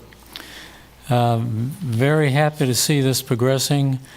I want to point out once again that over the past couple of years, as we polled the property owners and merchants along there, we got 67% approval and support of this concept. The design that we had showed them was actually a straight shot through the corridor rather than somewhat meandering, but basically the same concept. And we're very pleased, Sustainability Action Network is very pleased, excuse me, with the creative thought that's gone into this, thinking in whole systems, incorporating a number of different parameters, and I think it's been done pretty well for the most part. A couple things I could say. Seemingly minor item would be we recommend using MMA pavement marking, methacrylate. It's much more durable. It's what's used on Massachusetts Street. And so much of the configuration is contingent on that paint, not just, a white stripe, but the guidance throughout the whole corridor. So I think that's important. On that right turn at Tennessee Street, we hark back to 2023. Trek also was consulting about general pavement marking policies, And included in that, the policy discussion expanded to include no right turn on red. That wasn't adopted as part of the policy because it has to be an ordinance. And that has never happened. But our proposal that we came up with included no right turn on red. Now, if you're not going to take that approach and you're going to have a right turn there with a lane, I think this configuration that the consultant has come up with that green pavement, bicycle lane to the left, I think that's probably the best way to go. We would prefer no right turn on red. Finally, the staff report mentions continuing the 3 lanes east of Kentucky to Vermont. It's actually 4 lanes there. But what we had proposed was removing parking on the south side so that the 3-lane configuration with bicycle lanes can continue to Vermont Street. The only change that has to happen with the curbs is there's a bulb out there on 9th Street at Kentucky that would have to be removed to open up those parking lanes for a bicycle lane. I'm out of time, but I'm glad to see this happening. Thank you. Thanks. Okay. Any additional public comment in the room? Okay. Moving to online, is there any public comment on the Zoom call? No. Okay. Interesting points. Okay. I think actually it may be almost easier to do a concerted page-by-page go-through and start on the plan. Hillary, I know you've already covered a couple of these, but I think if we can just organize it, not chronologically, but spatially, I guess, and just start on the first sheet and say, like, is there anything that we like, dislike? Okay, next. So that's my proposal. Any objections? No? Okay. So starting on the first sheet, the one that goes from Illinois to, match line, but any concerns on that one, or just things to say in general? I was going to start off with a quick one. It seems like the geometry of the zebras could be optimized a little bit. I would personally prefer to see them put on the car side of those medians rather than just kind of randomly in the middle. Because, if a car strays beyond the median's big uh-oh. If a bike strays beyond it, that's a big uh-oh for themselves. But if a car does it, it's an uh-oh for more people, potentially. So I'd say, like, if we're going to tighten these lanes, let's do it like we mean it. So you're saying, just to make sure I understand, right here where this oval median is, have this line of zebras continue off that drive lane side. Exactly. Yeah. Okay, we will look at that. And I agree with you don't. Oh wait, I was about to say I agree with not having them on the diagonal, but then I just saw the driveway. Of course, they're not on the diagonal. Okay. Any other comments on this sheet? Because that's all I had here. There's some parallel parking there. You mentioned not having zebras in conflict with parking. Can you explain why that would be a conflict? I think basically it's a tripping hazard. You're going to have someone parking there and then walking around, and who's going to be looking for this 4-inch high black and white thing off the pavement? Could we do parking berms instead, like the ones that are just in standard parking lots? Because then that would be no different from stepping up a curb, which you have to do when you parallel park anyway. They're pretty cheap. We did look at the kind of 2 alternatives we really honed in on was the zebras and just like concrete barriers. Mm-hmm. But I think no matter what, you're looking at a curb 6 feet away. Mm-hmm. I don't think most people are going to be expecting a trip hazard right there on the passenger side of vehicles. So we think it's really in the best interest to not put a barrier right there between the parking and that curb. I get that we want to make sure things are all accessible, but I feel like if you're not looking at the ground while you're parking a car and walking around, that's kind of on you. I also feel like seeing what happens in other cities where they have cars on the outside or cars parks on the inside and bike lanes on the outside, that oftentimes people will just keep going and just park all the way to the side, which is a huge problem in larger cities like Philly and New York. I don't want to see that, and I feel like some sort of physical barrier is needed to get the relatively poor skilled parallel parking people to not do that. Like, you got to aim for the right stuff, and you can't just. You're walk the saying bike lane. that the car might potentially park all the way over into Yeah. the bike lane. Yeah, I mean, basically just using the parking barriers like you would in any given parking lot. Like, we don't want your wheels to go beyond here, basically. Because if there's people like unloading anything, You know they're going to go right. they're gonna, over the curb. they're gonna block the lane. Yeah, especially in the college area, so. Anything to add And to it's like, that? when you're parking on a regular curb I on mean, the the street. comment that Expecting a Nick curb made. there anyway. so. You expect it to get as close as Yeah. possible in that situation. And won't anybody think of the self-parking cars who presumably rely on curbs? I don't know. I don't know how that software works, honestly, but apparently ours can do that. I haven't tried it.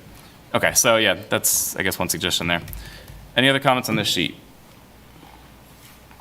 I would just echo that, putting some sort of barrier, because they'll park in the bike lane, sure. Yeah. Folks will. I'm looking at you, Amazon. I'll be the first to do it for sure. For sure. Okay, let's go to the next sheet then. Let's see here. So I, for one, was impressed with the sight distance that is shown by the parallel parking being so close to the alleys. I'm surprised that doesn't violate a standard because it's great. I mean, it's really going to slow traffic into and out of the alleys. I'll be curious to see how that hashes out in final design, but it's kind of cool to see it. Any other comments, or this one fairly non-controversial? Online? Okay. Let's go on Is to, this also for the parking right there? yes, that's another parallel parking section. Yeah, recommendation. Yeah, same comment applies. Yeah. Prefer We can make some them, barrier in between parking and the bike lane. we could always make them neon yellow if we have to, if people truly are tripping over them left and right, but, okay, on the next sheet, on the southwest corner of 9th and Ohio, it seems like a pretty prime spot for a pizza slice bump out.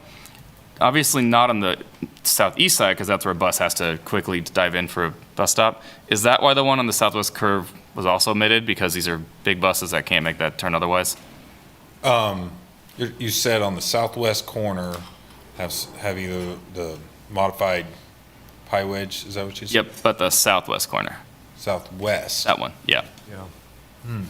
It seems like a prime spot for it. Yeah, I know that we did have things on this side, and then when we moved that transition over, we did away with it because we moved, see how the lanes kind of jogged to the north? We moved that farther away from Tennessee. So you're saying right in here, this would be a good spot for some sort of median or whatever. I think it would be, unless it conflicts with bus turning movements, and then perhaps not. But We then could look bump at out. that. I mean, I know the other thing is, that's another spot where we got a storm inlet right here, and then how we would modify that curve, but I think we could look at something Yeah. along those lines. Our approach was we were only doing those, what we call modified protected intersections, where we had a signal. So at Tennessee, and then we put one on the, sorry, I'm gonna pull. we put one on the east side of Louisiana where we're proposing the pedestrian hybrid beacon. Is it possible that at non-signalized intersections, drivers may be actually turning quicker because there isn't any light to slow them down and they're not starting from a stop? So they actually would be taking that turn at speed and then make better use of having a tighter turn radius? I'm not a traffic engineer. Potentially, yeah, potentially. And if stormwater is a concern, could it just be done with zebras instead of a full-on curb? Just kind of throwing out ideas here, but it just seemed like an odd gap. It's almost like, yeah, a strange omission. Something we can discuss. Okay. And I guess So you said one option that you would like extending this line of zebras out farther, like, or something, is that what you said? I suppose you could do that, but I was thinking just the full quarter ellipse, probably with a mountable curb, just in case there's like a really long bus that for some reason has to use this. I don't know what the size of the bus is on this route. It's one of those shorties or the big one, but I agree. I think. Might be a just bus with issue. With the geometry of that driving lane shifting, yeah, it is creating like potential for a wide, speedy turn. So yeah, anything that's possible to slow that turning motion would be great. And Nick, would you, I mean, for these ones, the zebras are also on the bike lane side. yeah, Same comment applies. We push them to the opposite end of the, yeah, especially on the diagonals. on both the north and south side of the street. A lot of people may be like, oh, we're turning here. And if there's only a line to notify that you're turning, then you might not actually get into that lane correctly. I'm not saying I want to cause car carnage necessarily. I mean, there's probably going to be some people who just aren't paying attention, but So again, they're saying that's on you. Bringing this zebra line out with the lane shift instead of keeping it. Sure, yeah. That's what Yeah. I'm saying to look at. Basically, just like conform to the car lanes rather than the bike lanes. I think on 9th and Tennessee there, rather than having it come out, I'd rather see a no right on red configuration and let the bike lane continue there, plugging the curb all the way to Tennessee, or as the consultant described, a leading bike signal. But I don't, that pulling the bike over and then sending them back, there's just so many conflict points here, like with the bus stop. I mean, bus drivers know how to navigate with cyclists, but this is just a really sticky part of the design, in my opinion. So one thing I'd like to throw out is about the bike signal, which I'm not an expert on, but I feel like it would be very odd to just have one bike signal in one direction on one signal. Yeah. And there's also no funding to, modify all the signals along here for bike, making it a bike signal. We have some. I don't think you have to do it on all of them, and it's not abnormal. I've seen it in other cities where they just have it at one light. Do we have one,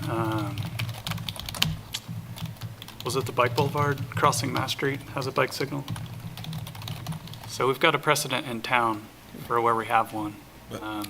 That's a RFB, Yeah. or not RFB, a Hawk signal. I don't think there's We don't- a combined bike and bicycles, or car and bicycle signal in town, right? Where there's, bikes and cars going. At a traditional signalized intersection, no, I don't think so. So this is maybe a non-starter, but would one way to solve this issue be moving the bus stop to the other side of the intersection? It looks like there's plenty of space there. I mean, there's like a whole, what was it, like an 8-foot wide painted median. Could we just move the bus stop and then, but then you'd still would have to deal with cars crossing the bike lanes. I mean, I don't know how much that truly helps, but I don't know. Just throwing it out there. Well, but I think, if you had the shift happen right there at Ohio, where the bike lane, I don't know. I think that's actually a good idea. I can't explain it though, but that it would, I think if you go to the next slide, down to next intersection. Tennessee? Okay. Yeah, so it shifts back down. So you could have that on Ohio is my thought, so that it's always configured like that on that little stretch of 9th, where the bike is to the left of the bike lane is to the left of the right-hand turn lane. I didn't quite follow that. You're saying, look at moving the bus stop to the other side of Yeah, Ohio? to the west side of Ohio. I don't know if that would actually help or if it's just like, maybe we can try something. Because it just seemed like the bus stop there is one of the biggest constraints for that geometry. So like if we could just remove that, maybe that would help. But at some point, you're going to have the right turners cross that bike lane. I agree, yeah. Kicking it down the road. Okay. Yeah, and I think that, there's 2 driveways to the west of Ohio, which may be conflict with the bus too. But Oh, you're right, yeah. Okay. Yeah, that's not going to work. That was worth a shot. Okay. Let's go on to the one that has Tennessee and Kentucky on it. I feel like we're making progress so far. Okay, so this one is odd, and I realize this isn't really in the scope of the project, but it brings up an odd issue that I've never really thought of before. So both the bank and the, whatever it is, like financial services company on the south side of the street, both have semi-private parking in that it is definitely within the public right-of-way, but these guys probably have paid to have it landscaped, and it's definitely just for their businesses. I don't even know where that stands, and is that an MSO's thing? Is that planning and development? That's an odd thing that doesn't exist very often, except for maybe on Mass Street. And it presents a problem here because you can't have protected anything because it's parallel street parking. So this entire segment, except for the southeast, edge, is kind of just out in the open. And, I mean, the ideal scenario would be to just get rid of that parallel parking that's been kind of a free handout to that bank for years, fill it in with grass or I don't care, and then make it a regular bike lane and add zebras along the edge for a fully protected westbound bike lane. I think you could probably do it on the south side as well, except for you do have that driveway, so that's fine. But So it's a tricky one. That's My- a loading zone. My understanding is the law office, I believe it used to be the gas company back in the day, fought very hard to keep their loading zone in the project 15 years ago. And that kind of hasn't been rehashed. The parking on the north side in front of the bank, when that bank was built in, I don't know, mid-90s, they would have built that driveway. And we kind of view that as a private driveway where we aren't maintaining that asphalt or concrete. I think in a perfect world, if money wasn't an object, I would explore with the bank. Do you want this parking? Do you want it to go away? Would you want a straight curb, fill in with grass?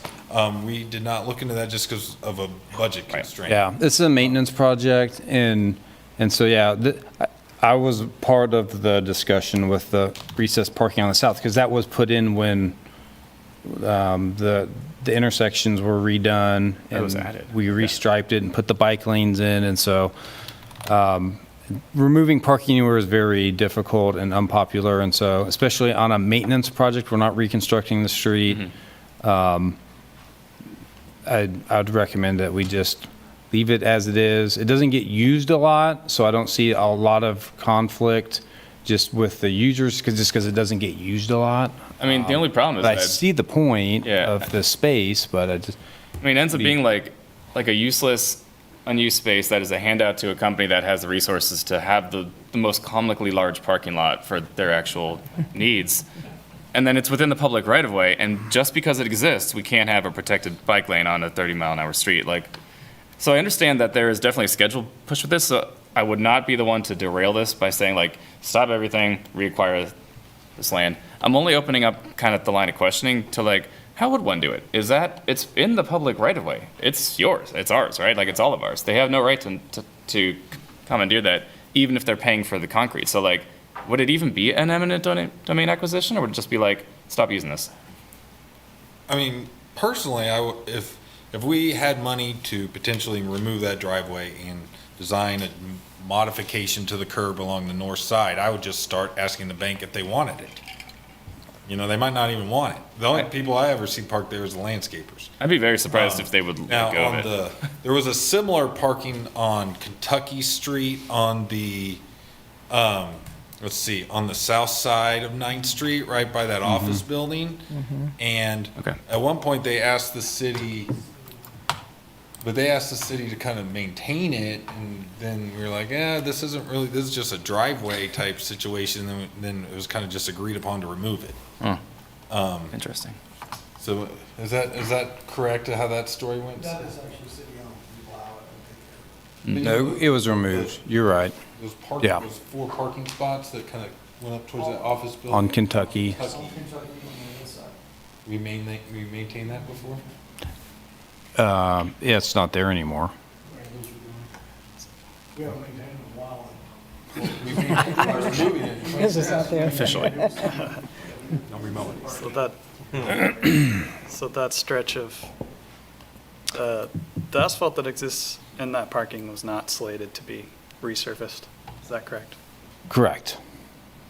And I think there's somewhat similar on 6th Street, On the street. where we're doing that mill and overlay now. If we're going to We aren't- resurface we that, aren't it would be. redoing the costly. asphalt by the lawn mowing company, and there's the house on the south side that kind of has a driveway there. We're kind of just treating that as their driveway, and we redid the gutter through the driveway, but what's on this house side or the business side, we aren't mill and overlaying that, right? So, Yeah. I mean, I don't think, to me, it's similar to their driveway. We treat it as their driveway, we aren't maintaining it as such as a city asset. What if we did some kind of compromise where we could have at least a decent amount of the street protected? So imagine it's a driveway at a fancy person's house, like on Ward Parkway or something. It's like one of those little circle things. You come in one side, go out the other side. if they're not even really parallel parking it anyway, and it's just like the VIP drop-off section, then they can use it as such and then just have zebras in the middle, allowing for an entrance and an exit along what is essentially one way for that side anyway. And then you can at least protect the bike lane for like 60% of the throughway there without actually taking away anything. Just, it's no longer parking. We are just recommandeering this so you can still use it, but it's a driveway now. Because that's what it's functionally classified as anyway, right? Do you follow or should I don't know. There is there's a ramp in the middle that goes down to the street. We can have a conversation with the bank on if they want it and how they use it. There's a ramp in the middle that in the actual parking area, so it's not all like a turn. Yeah. Like you could turn in and turn out. We'd have to take out that ramp. Yeah, that's interesting. So yeah, it's a unique situation. We could have a conversation with them just about how they use it. Just from our experiences, parking is so sensitive, especially close to downtown. Yeah. And it's a maintenance project, not a reconstruction project. So that's fine. And we're just so limited on our budget and stretching our budget already that. Not that it's not a bad idea or that it is really needed, because I've driven through there and not seen people park there most of the time. So Honestly, really just talking to the bank, that's a really good start. Because, yeah, I don't know how they're going to respond at all. That would definitely be helpful. Just give them the naming, Central Bank Protected Bike Lane. They could put Right planters in there. They can make their own garden. I don't care. Whatever. They're allowed to. Just let us have some zebras. Okay. Real quick. Yeah. Would the city be open to further improvements in this corridor beyond the scope of this project? I mean, on the bike ped plan, right? That'd probably have to be put in our CIP for stuff later, because it depends what improvements they are. But Yeah. we are like, it would probably have to come out of our 5-year bike ped plan. Yeah. Any additional costs that are above and beyond what we're planning to do. Originally, as Nick mentioned at the last meeting, study session, this is a stormwater project, so the stormwater utility can't pay for the improvements. We still need to do street maintenance on the project, so we want to, we're using street maintenance dollars for the street portion and for the pavement markings, and the zebras are not such a huge cost that we can't do those with a maintenance type project, but like if we're removing curb and gutter and getting into larger scope items, it would have to have some funding source. Yeah. That makes sense. Yeah, I think we'll maybe play it by ear with the bank, but I mean, the next time we hear about this, I mean, based on the schedule, this project is going to move ahead anyway, and it's like, yeah, this fall, we want to move forward with the design. Yeah. And the main discussion, really just to focus on the big picture, is this is a drastic change to go from 4 lanes to 3 lanes on a major street, and to have the recommendation from this board just on that is really the thing that we've wanted to focus on. It's good to get into the details, and we had some great comments, and we can, as we get into the design, look at those different things. But yeah, just it's a big change, and and we haven't used the zebras before, so this will be a good project to see how well they hold up and how effective they are. So, yeah. Okay.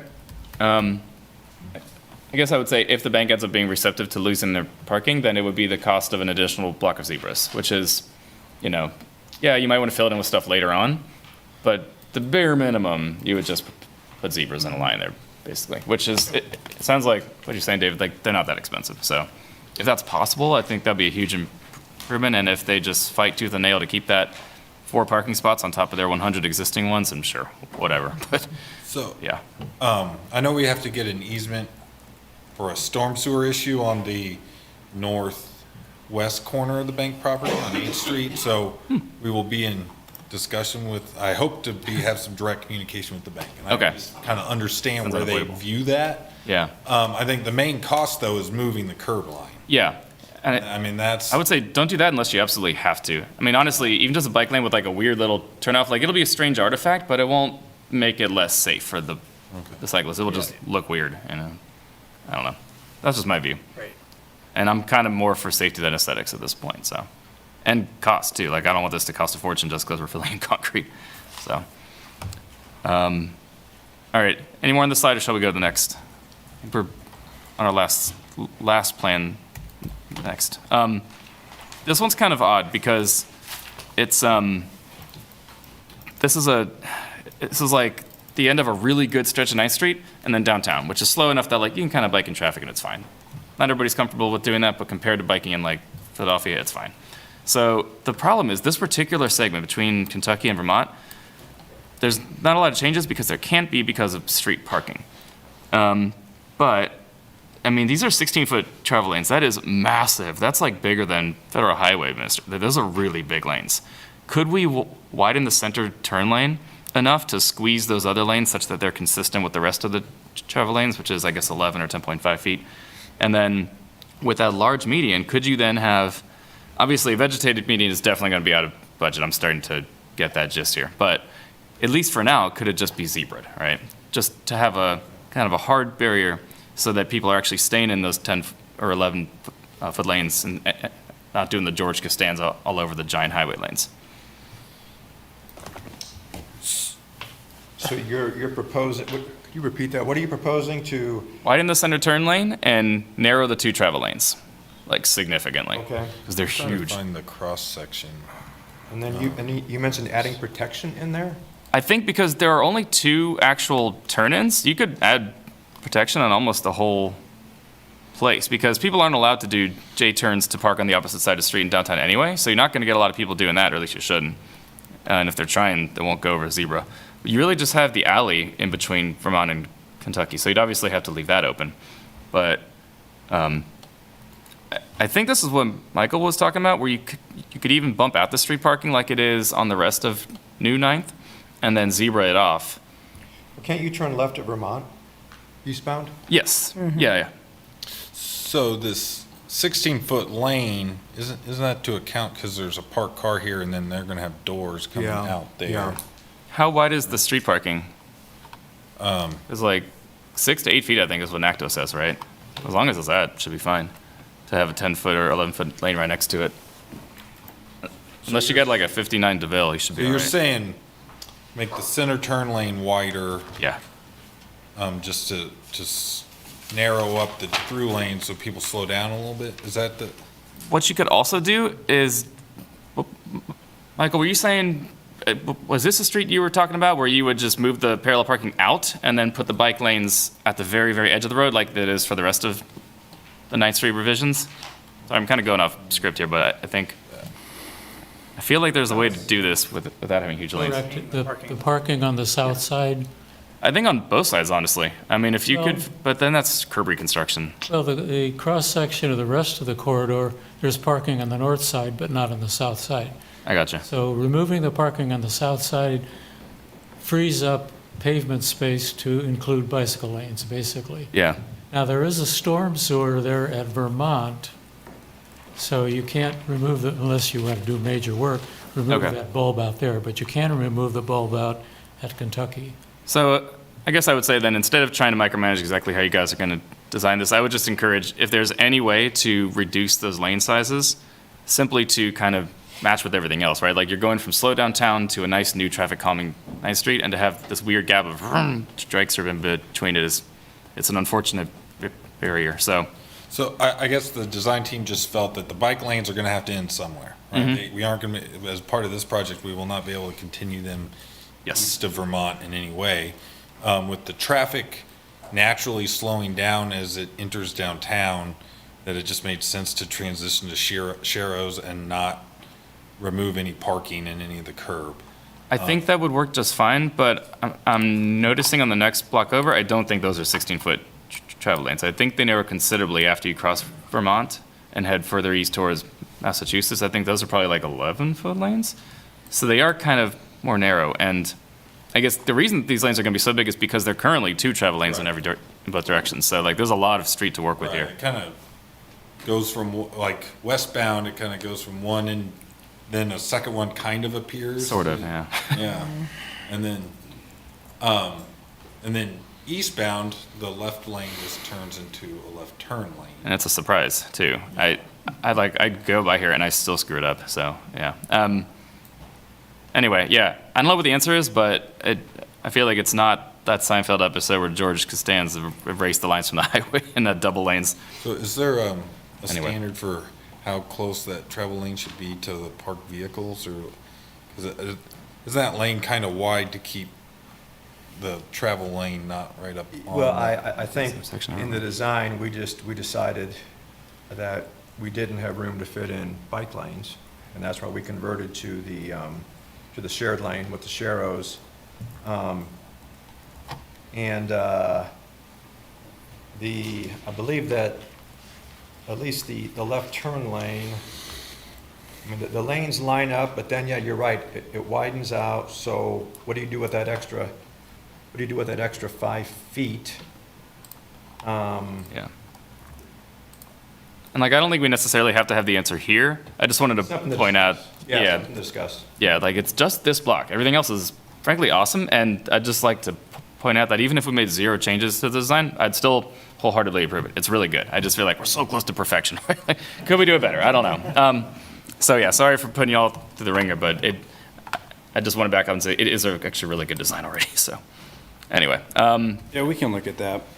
I mean, that's also where we got Sharrow, so it might be better to have the wider through lane, just because if you have a bicyclist there, you have more room, but we can look at that. That's a good point. we'll see. Yeah. Yeah. That's all I got for the plan set. Anybody else have further plan set questions? Okay. Well, just a comment. The major, I think, issue is the bike lane crossing over to accommodate the right turn lane. And, if you just step back and think about the sniff test, would you let your kid bike on it? Like, it's so good except for that one piece. If there's a way to figure that out to keep it on the right, I think. So I know it's a collector street, or it's minor arterial. Like, it's not a trivially slow street. I've brought up the idea of using rumble strips before as a way to keep people like in their lanes, and since we've not tested those, they would be potentially obnoxiously noisy for neighbors. Don't want to go down that road.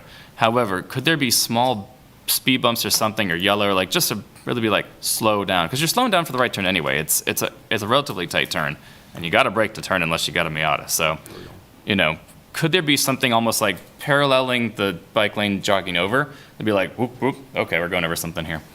Even slightly raised Kind speed of bump. just slow cars down as they're merging to the right into the right turn lane? Yeah. I mean, I think as a general rule, I've heard you don't have traffic calming on arterial streets. Yeah. Or at least vertical, that would be vertical deflection. You Yeah. wouldn't want that. Don't want that. Would fire engines also be slowing down on their way to turn right? I would assume so. So if they're slowing down already, then they would be at the speed of a local street or less, which means that it wouldn't be particularly obnoxious for their suspension. That's what they would do on a local street anyway, right? Problem is, once they actually hit it, they would already be in the bike lane. So I'm not sure what the advantage would be to, if I'm hearing you right, putting deflection or putting bumps, Yeah. raised pavement, if you will, along both sides of the bike lane there at the crossover. That is a good point. If you're already there, it's too late. I don't know where else you would put it, honestly. Yeah. So, What about the no right on red? and then just don't have the jog. Yeah. I think that makes a difference, does it? And keep the bike, have the bike lane on the On the right. curb side of. Yeah, the far outside the whole time. You're precluding the driver looking left while turning right, right? But wouldn't that be, even if you have a green light and you're turning right, you still aren't going to see this biker in your blind spot? Well, yeah, you're both sitting at the stoplight, and you're going to see the cyclist to the right of you. Yeah, you can turn right. Ideally, it's like a no right on red. Oh, and that the bike signal, but it sounds like the bike signal's probably not a go. But they're going to see you if they're sitting right next to the cyclist. I hope so. Well, the issue is when you have a green light, Yeah, and they're looking to turn right, and they're looking to the left. And so the MUTCD does not make that exception Yeah. to the rule, that you can have the bike lane on the right if you have a no right turn on red. And it's a shall condition, you know. So that- With the one out now, with the new manual being the bicycle signals. So that's the only way you can have a bike lane to the right of a right turn lane is a bike signal. Yes. Yep. What does NACTO say? I usually look to them for bike ped guidance.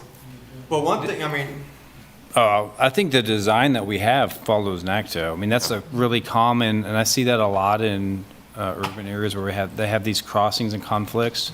So it's a pretty standard treatment for those type of crossings. Okay. And I think, honestly, anything else might be more confusing and less unsafe because it's something that's kind of more of a one-off. So I think I'm not opposed to looking at it or hearing from maybe other communities or seeing how it's been used before, but I think what we're showing with the NACTO is a pretty common treatment, and that's, which is what we're trying to follow in I our think design. I would feel safer with this configuration than having the bike lane on the right-hand side, because even with no right turn on red, I mean, you know, there's still going to be conflicts, and they're not, if you're in their blind spot and it's green, you both have green, if they're turning, they're going to turn in front of you. So at least the cyclist can see what the car's doing at that point, rather than expecting the car to see you, so. Yep. I know that condition well because I crossed 6th Street at Constant Park, Oh, yeah, and it's basically the same thing. If yep. biking on the sidewalk, it's essentially on the right side of the right turn lane. So yeah, it's a Right, yeah. The other option that NACTO gives is the combined bike and car turn lane, which is interesting. we actually discussed that. That was one of the options we considered. Okay. I think since we met, since May, the team's met like twice and had these same conversations that we're having here tonight. Yeah. Trying to perfect this plan. And that is one thing we considered was the shared lane, but. I mean, I don't know if they're better, just, it's a with different thing. the more standard approach, which is what we're showing today. Okay. Yeah. I mean, I don't know if I would let my kid at age 4 do any of this stuff, but I mean, once he's good enough to ride on the street, then probably, you know, I mean, if the traffic calming does what it's supposed to do, which I feel like it will, it'll be better than it is and better than the old days. So yeah, it's kind of a necessary evil to have everybody use the same space. So I don't know how else we can fix it. Right. Okay. Sorry. So, just so I understand, like the budget parts of this, Jake is going to discuss his item here in a minute, right? Yeah, So, yeah. the one budget impact to do the zebras and the modified intersection and the crossing improvement was $200,000 out of the bike ped program, which is on item number 5.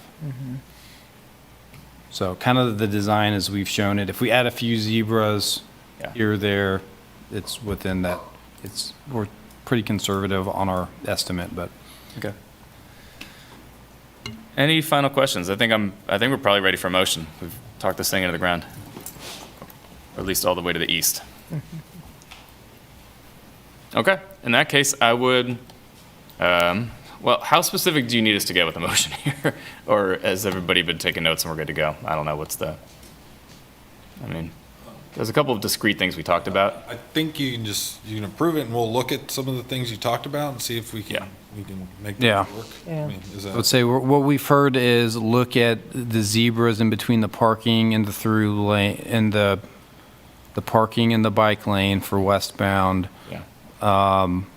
then Look at the Ohio intersection, the right turn at Ohio, if there's any opportunities for improvements, and look at aligning the zebras with the travel lanes and not the bike lane. And talking to the bank about their superfluous parking. Yes, and talking to the bank.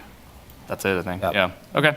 In that case, I would motion that we recommend approval of the presented design for the 9th Street Improvements Project. I second. You were louder. Okay. That's the first by Commissioner Kuzmyak, second by Commissioner Reza. All in favor, say aye and raise your hand. Aye? Aye. All right, cool. And it's unanimous. All right, let's do a quick break. Get back here at 7:25. Is that reasonable? Want to go longer? Okay, let's do it.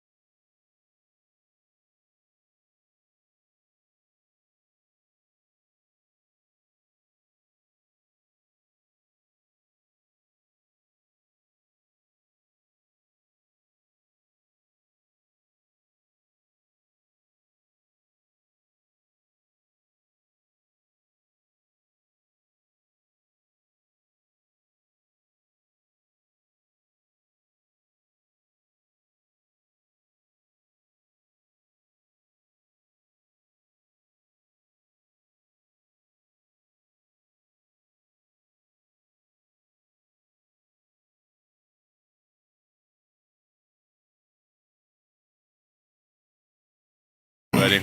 We're going to start up again. We are reconvened, and we're on item number 4 of the agenda. Receive an update on the Massachusetts Street, 14th Street, 23rd Street multimodal improvements. Welcome again, Aaron. My name is Aaron Parker. I'm the project manager for the Mass Street Multimodal Improvements Project. And I'll share my screen, which is the agenda item.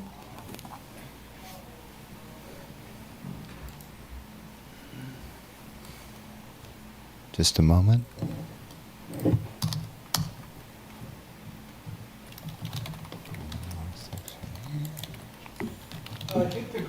button at the bottom of the Zoom screen. There you go. Oh, thank you. Thanks, Kurt. 63.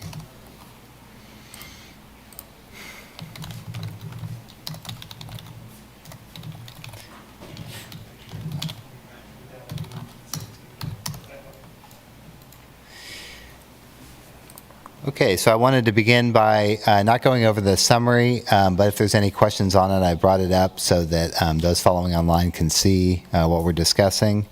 I just wanted to go over the project history and how we got to where we are. We've met a few times with MMTC, quite a few times with the public, 4 times to be specific, and 1 time with City Commission. So in fall of 2023, a consultant agreement was executed for the multimodal improvement study. That included traffic study, community engagement scope, and concept design scope for the consultant. In late 2023, we had our first public open house and survey. And we met with the Multimodal Transportation Commission in late 23 as well in December to introduce the project. We then had a design concept open house in early 2024 with the public with a public survey. And in that we arrived at a community preferred design option. Then in March we had a work session with MMTC and received a few questions. Following that we had a public open house to discuss the preferred option with the public. And then in April met with MMTC to discuss the study and to answer the questions that were brought up in March. And then we met with City Commission in April. I should go back. In April MMTC meeting, we received a recommendation for City Commission by MMTC for City Commission to approve the study contingent on looking at protection or recommending protection of the bicycle lanes. Then in April, we met with City Commission and they approved the study, but they requested that staff return to discuss the design options. Then we had a follow-up public presentation in May, which included a cycle track option that had not yet been discussed. And then in July here, we did try to meet with MMTC for an update in June and July, but there was no quorum. And then in July, we were awarded the TERP, Transportation Emissions Reduction Program grant for $1 million. And so now we're able to meet with MMTC on one more update before we go to City Commission for approval of the requested design options, a discussion and approval of a design option. And then next steps from here, we're going to await word on the TA grant and assess options if we're not awarded that grant. And then those options could be to seek additional funding, phase the project, or use a minimum scope if additional funding cannot be identified. And then we'll go to City Commission on the design options and then execute the agreement with the consultant for design. And we'll need to coordinate with KDOT, MPO, and the consultant for the construction design documents, with construction currently anticipated for 2026. Okay. And I'm happy to answer any questions the public or commission has. I think first a point of order. I thought I heard you say I may have not been listening fully, that we were going to be recommending an option, but our agenda just says receiving an update. So what action being sought? Yes, you're just receiving an update. The recommendation was back in April when I met with you. Okay. There are more design options than there used to be, including one that addresses a lot of the concerns that we previously had. I guess just in our correspondence, could we at least still know, like, even if it's unofficial, if it's not something that the City Commission will consider, that, like, we support this option as a commission? I don't know how that fits into it, because, like, the things have changed a little bit. Yes, I see what you're saying. So this is just an update, and we want to hear your thoughts on it, and those will be brought into the City Commission meeting. But we're not seeking an official recommendation for one of the options. Okay, that's fine. I feel like the same intention will get across anyway, so. Okay. Does anybody have any technical questions before we then switch to public comment?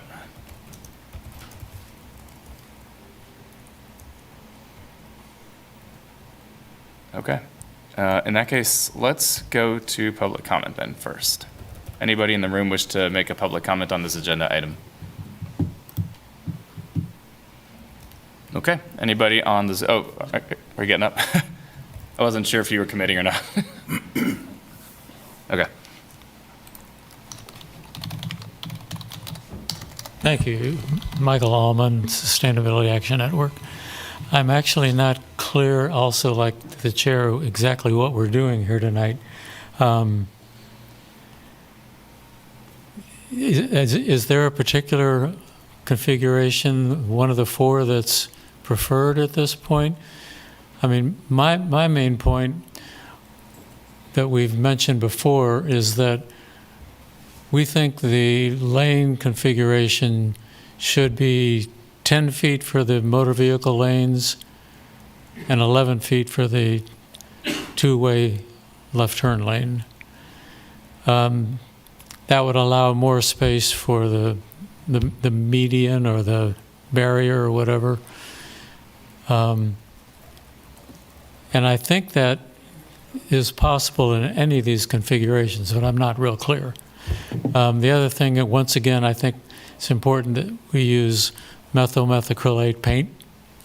But I think 10-foot travel lanes are certainly adequate even for, like 9-foot wide buses. Because if they need, or trash trucks, if they need to use more space, the center turn lane is always available for a temporary shift. 10-foot lanes are what we have from 14th to 11th Street already, and they work fine. So, thank you. Okay. Thank you, Michael. Any other public comment from in the room? Okay, is there any public comment on the Zoom call? No one has turned on their video or indicated they'd like to comment by raising their hand. Okay, bring back up to the commission. Any questions for internal or for Aaron or for others?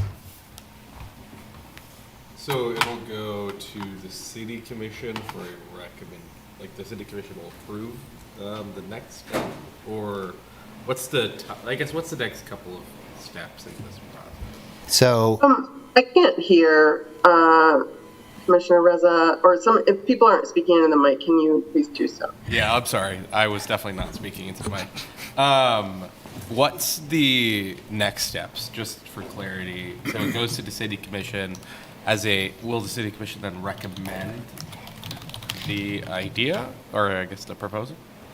Or what's the next? City Commission has requested that we come back, or required as part of their approval, that we come back to them so that they can weigh in on the design options. I'm not 100% sure if they are selecting the option, hearing city recommendations and then selecting the option.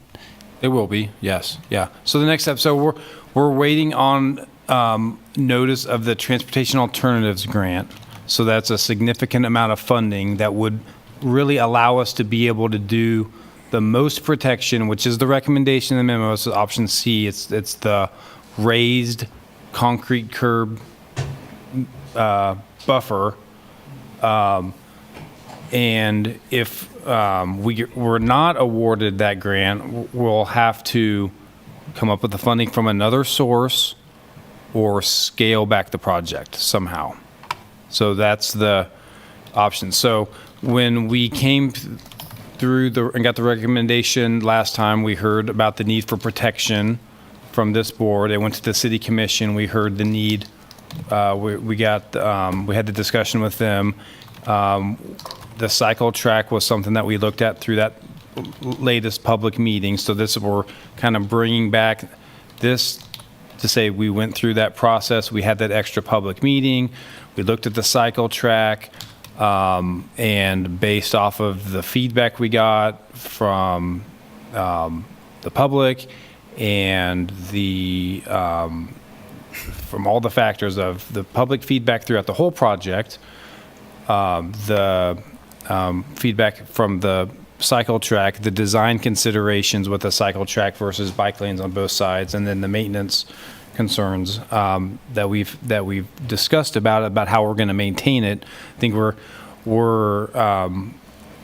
going to find a way to maintain whatever we build, right? So If we get the grant funding, we're able to do the concrete or curb and gutter, we're going to find the maintenance equipment to maintain it. And so, yeah, so that's kind of where we're at. So we're really recommending the most expensive option, and it gives the greatest protection.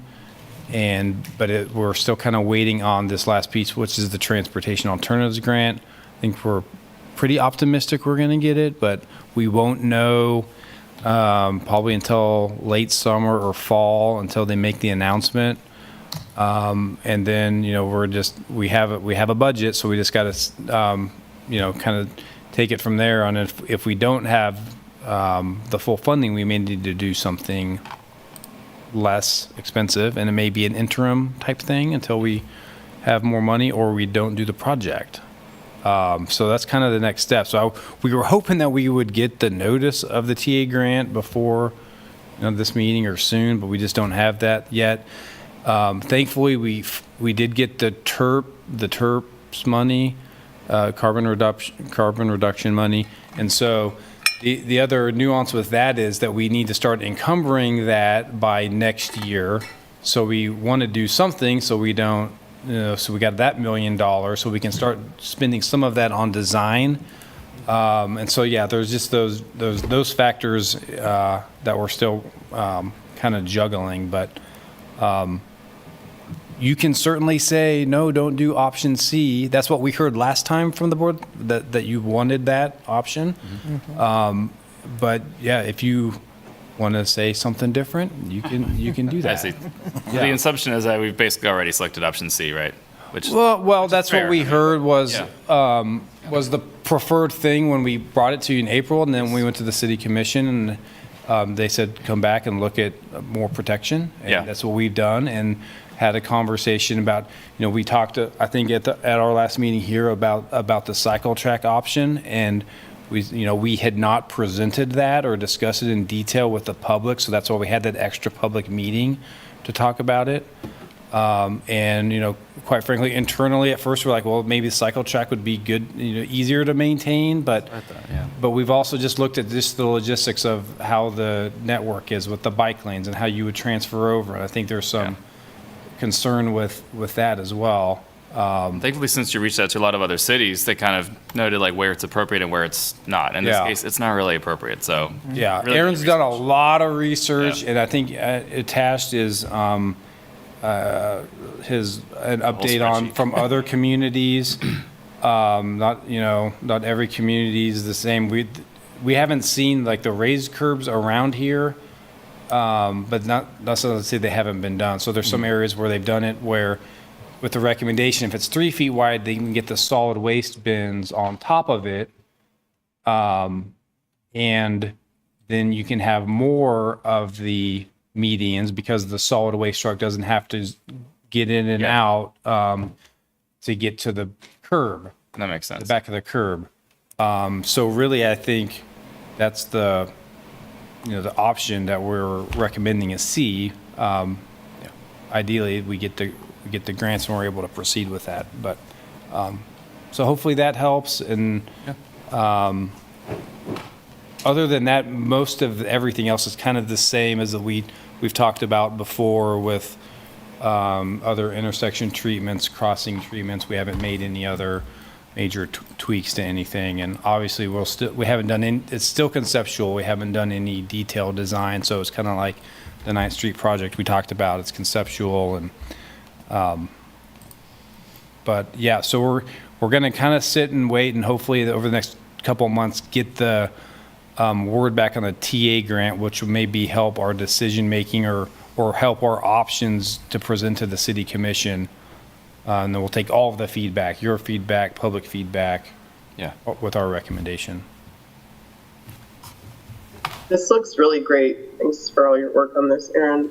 Has any additional consideration been given to a treatment or crossing treatment at 15th and Mass?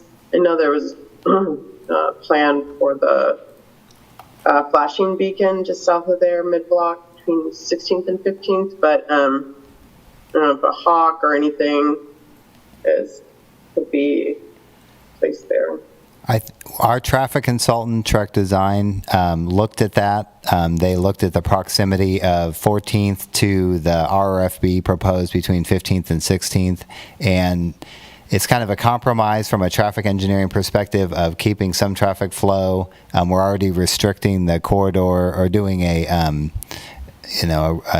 reconfiguration such that it's 3 lanes instead of 4, so it's going to slow traffic naturally and give better crossing opportunities. But at 15th, they were thinking a Hawk is too close to the signal at 14th, and there's already an RFB at 15th to 16th that if you're on a bike, you could go down half a block. It'd be quick work to hit that and cross and then come back on the other side. Crossing improvements aren't fully designed. It's still a concept design. So that's something we could consider at 15th. I don't know if bulb outs would work for a shorter crossing distance. I don't think so, but some kind of treatment there. There's also coordination with the middle school, getting the buses in on the north side, on the north of 15th on the where the school is, and also when buses are not in there, drop off and pick up for parents, for the kids there. So I think coordinating that with the bike lane is another aspect to whether a bulb out could work there or not. And so, yeah, that'll come up during design. I know there were several comments about that intersection. 15th is not a bike way in the bikes plan. So we didn't look at it, and Vermont and New Hampshire are not bikeways, other than just being local roads that dead end at 15th. And so I know it's a kind of a long way to go around. If someone was to go around and take 14th, which is a bikeway, to get to Vermont, they'd have to take the Mass Street bike lane. The whole point of the project was to create a safe bikeway on Mass Street. But that intersection is of concern especially because it's right by a school. So we felt the RFB between 15th and 16th was a good compromise to accommodate all users. But again, we can look at that further. That is a comment we can take into account during design. Yeah, I think there was a fatality right there at that intersection. Pedestrian fatality? I can't remember, but I think somebody died right there. I don't recall that. Spencer's on the call. He was part of the traffic study. Spencer, did you recall that? Hey guys, we could look back at the specific data. I believe there was a fatality within the years that we looked at. If I recall correctly, it was not a pedestrian that was crossing Mass Street, but actually crossing 15th Street, and was not seen by a vehicle that was entering Mass Street. So we can double check the data on that, but yeah, everything Aaron said kind of made sense and summarized our thoughts from an engineering standpoint. It does sound maybe a little counterintuitive that maybe some people have to divert away from the intersection to cross, but as far as safety goes, you're crossing one lane at a time at a mid-block crossing, whereas at an intersection, you've got to, take into consideration all your turning movements and crossing multiple lanes. And so that's kind of where that mid-block crossing was placed between 15th and 16th. That I think many people will use, including those accessing the school. Yeah, that makes sense. I think that 15th, there's something just weird about that street where it's so set back where the stop sign is that maybe folks that are turning right onto Mass, I'm not sure, but it seems like it's a conflict point. And maybe bulb outs are the solution, but that could be ironed out in design. I think with design, that's something we can look at further, because it does, with the way it's currently laid out, it is, I would say, one of the larger intersections, that compared to some of the others. So, yeah, I think it's a valid point.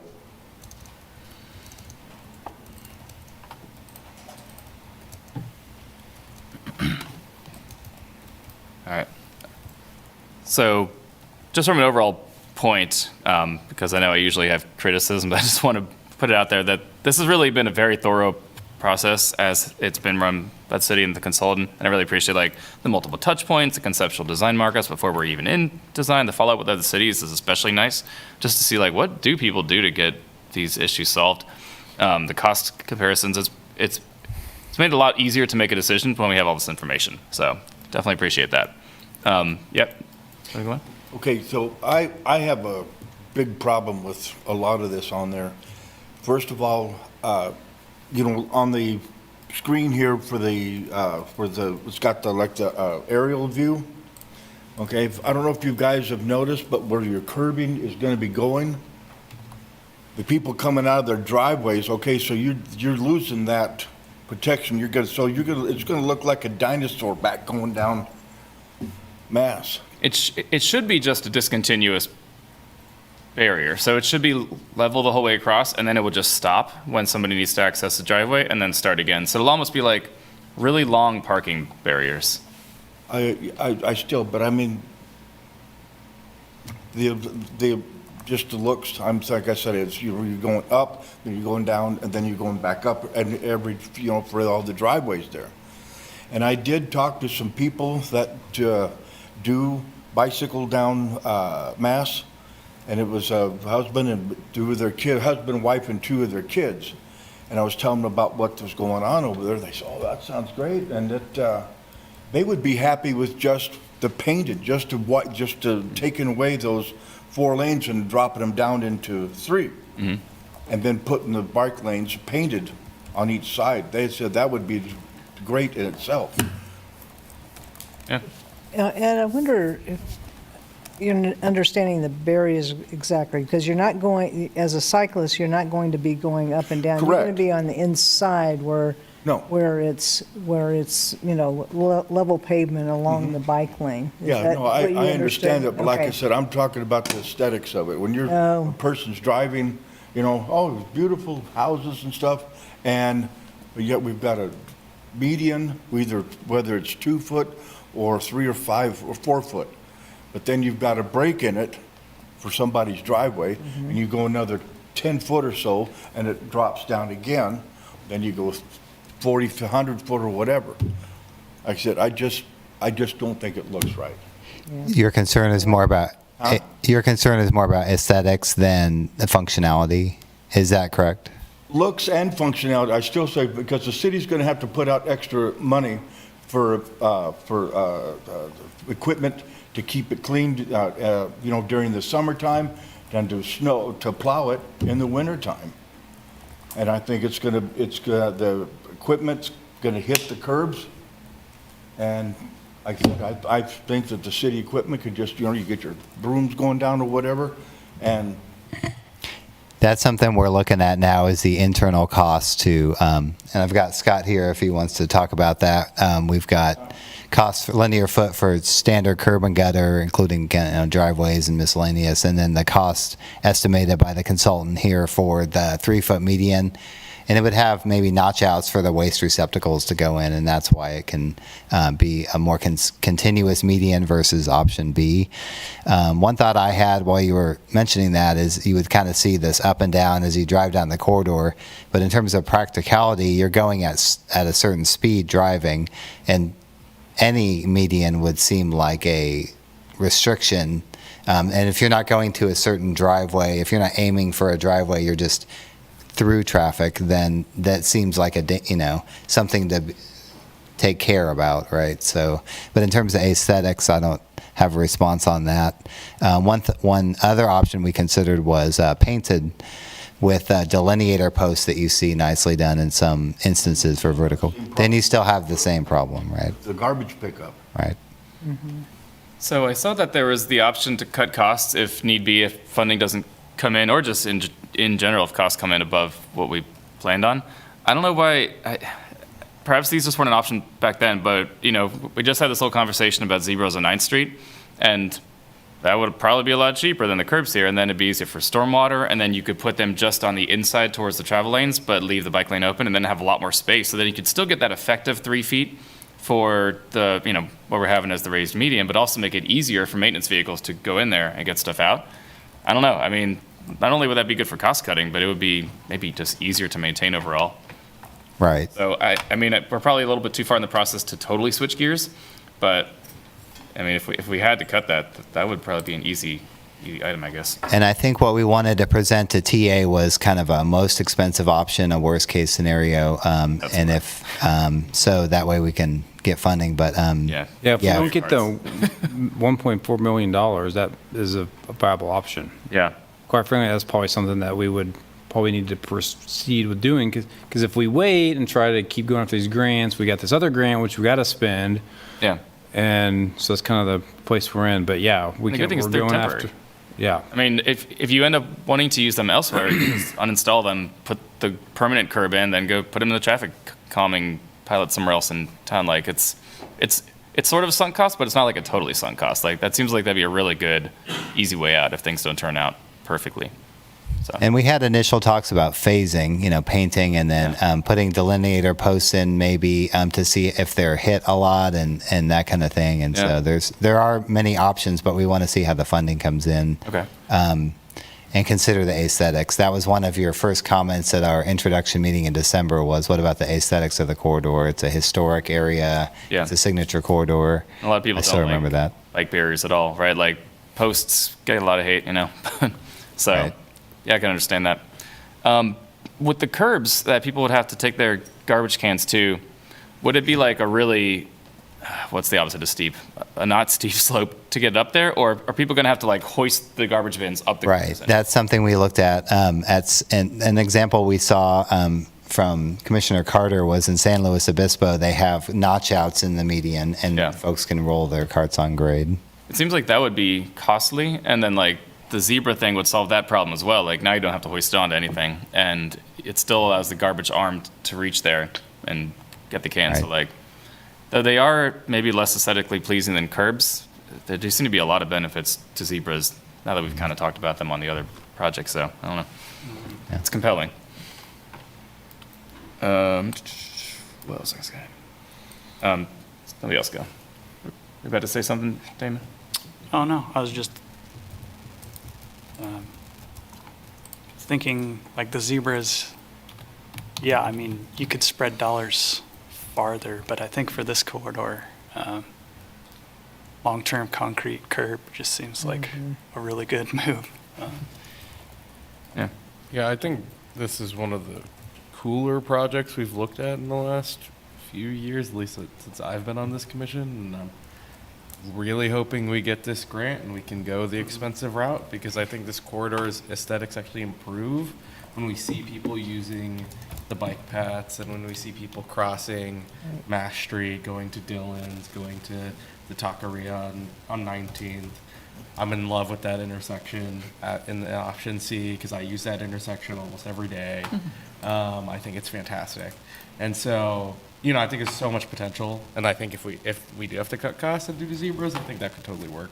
Just temporary, right? Right, exactly. Nice, fix it later. But if we end up getting the curbs and we're able to really solidify this as a very bike-friendly street on the most important road in town, very, very in favor of it. Yeah, because we've had as a priority for this project is the physical separation that we haven't, we don't have that anywhere else in town, and that this project gave us the potential to do that. And, staffs and the consultants have put a lot of work into figuring out how that could work with utilities and that kind of thing. I love option C. I think it, if we have the funds, I think I'm really happy with that option. It's going to be the flagship protected bike Yeah, lane. yeah. That's the first one. Right, yeah, we keep saying that's what we want to do, but we don't have any, and this is our opportunity to get it. I think the only remaining concern I have is that it would be a really easy improvement to go for 10-foot lanes, in that it would increase the width of the bike lanes, making it easier for maintenance without sacrificing operations maintenance issues for the travel lanes. It would also be consistent with what is directly north of here on the same street, on the same bus route with bike lanes that are separated. Like there's functionally no difference between 14th to 11th and 23rd to 14th. So like, I really don't see a good justification for just randomly adding another 6 inches on to the width of the lanes when like, they've actually been proven to work pretty well. So I asked for the crash data on that, and there was, I forget where it is now, it was 13 crashes, no, sorry, there was 11 reported crashes at 13 to Mass prior to the construction of what used to be called a road diet. And then in the most recent 3 years after construction, there's only been 3 reported crashes. So I don't know if it's just the lanes, the reconfiguration, maybe less people are driving there, who knows, right? But there's not more crashes, so that's a good thing. So like buses aren't careening off the road because they can't squeeze into these lanes. Bikers aren't being sideswiped by buses, like it's obviously working. So I would strongly encourage to, reconsider going to 10-foot lanes because there's really no reason not to, honestly. Yeah, we can take that into consideration during design. I think we, as MSO, are recommending the 11-foot lanes, as you said, for transit and solid waste. Anything narrower could increase the risk, and maybe they're skirting the risk for a few blocks. But in general, we want to see those kind of lane widths to accommodate the wider users, just in general, so the drivers aren't having to highly manage a situation that could be a risk for a cyclist or another vehicle. I think the 11th to 14th Street was kind of constrained as a road maintenance project, and with the existing curb widths, and we kind of made that work. And I'm glad that it's improved the road diet's improved the safety outlook there. In general, that's really great. And that's what we're shooting for. The other thing is it might be much compromise. We're still in concept design, but it might be a little bit much of a compromise for the just the efficiency of the corridor. It's still kind of a thoroughfare. It's a minor arterial. So we want to kind of split the differences. That's why I think we recommended the 10.5-foot lanes, even though the bike lanes could be half a foot wider, but I don't think it's not recommended by MSO. We would prefer 11-foot lanes if we had the curb width. I guess I would just say, as one engineer to another, trying to reduce our liability when we stamp drawings is really important, but I feel like sometimes there are competing liabilities and competing safety concerns. In this case, I feel like we are trading the kind of worst case scenario of a bus somehow not being able to navigate in a street that they can elsewhere in town for the more likely everyday occurrence of people going faster on streets that are wider because they're encouraged to do so because it's visually wider. So like, which safety liability do you want to choose, right? Like, do you want to choose the one that is going to happen every day with cars who see, a straight ahead drag strip with the wide lanes, or an occasional bus going at a slow speed doing their best to avoid something? Like, I mean, if it's about safety, I would personally prefer to make every day safer than this kind of off case, be avoided at all costs. That's my personal values, and if that doesn't align, then that's okay, but I just want to get that on the record. Yeah, we understand that. And we have we're professional engineers as well and have an obligation to look at it. And we're going to look at the lane widths too and all users. And we've heard from our transit folks. And so we're just trying to balance all of the needs and factors. Do the transit folks complain about the other part of Mass Street though? I mean, if they don't complain about it, then maybe it's another problem, right?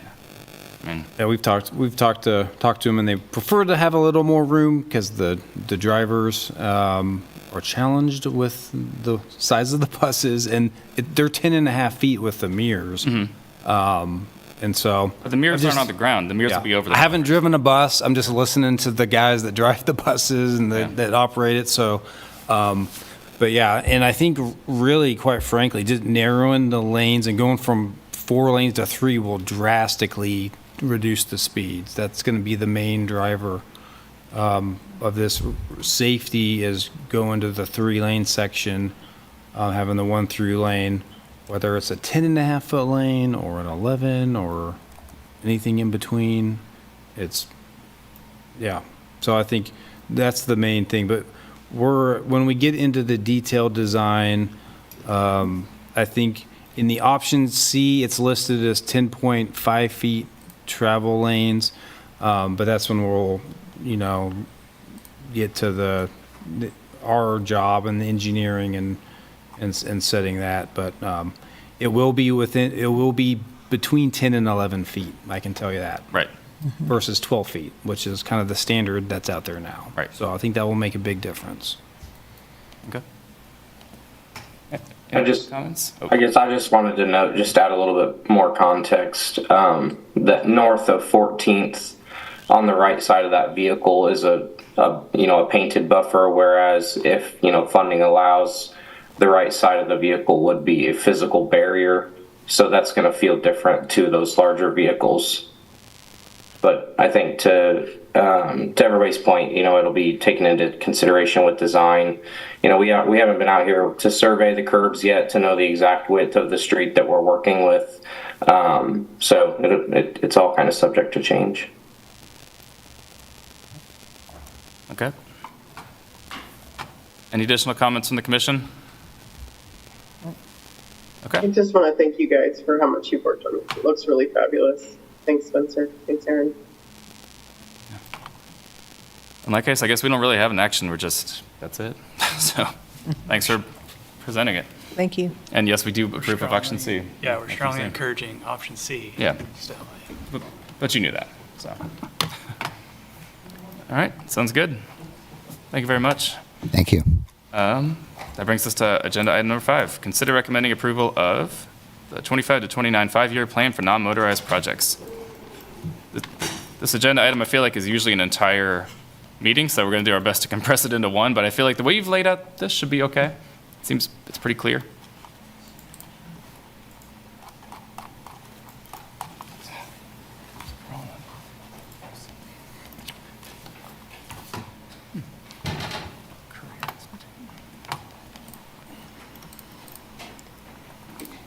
Kurt, you ready?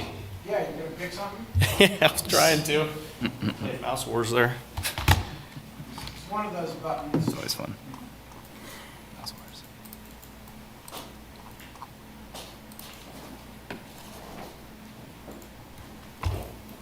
All right, good evening, Commissioners. Jake Baldwin, Engineering Program Manager with Municipal Services and Operations. And as Chair alluded to, I've got the 5-year plan for non-motorized projects for consideration tonight. This is a plan we talk about every year in terms of the capital funds that the capital improvement plan lays out for sidewalk, bike, and ped improvements. We've got $3.9 million roughly to spend over the next 5 years on these types of projects. And the 5-year plan serves as the framework for how we allocate these funds.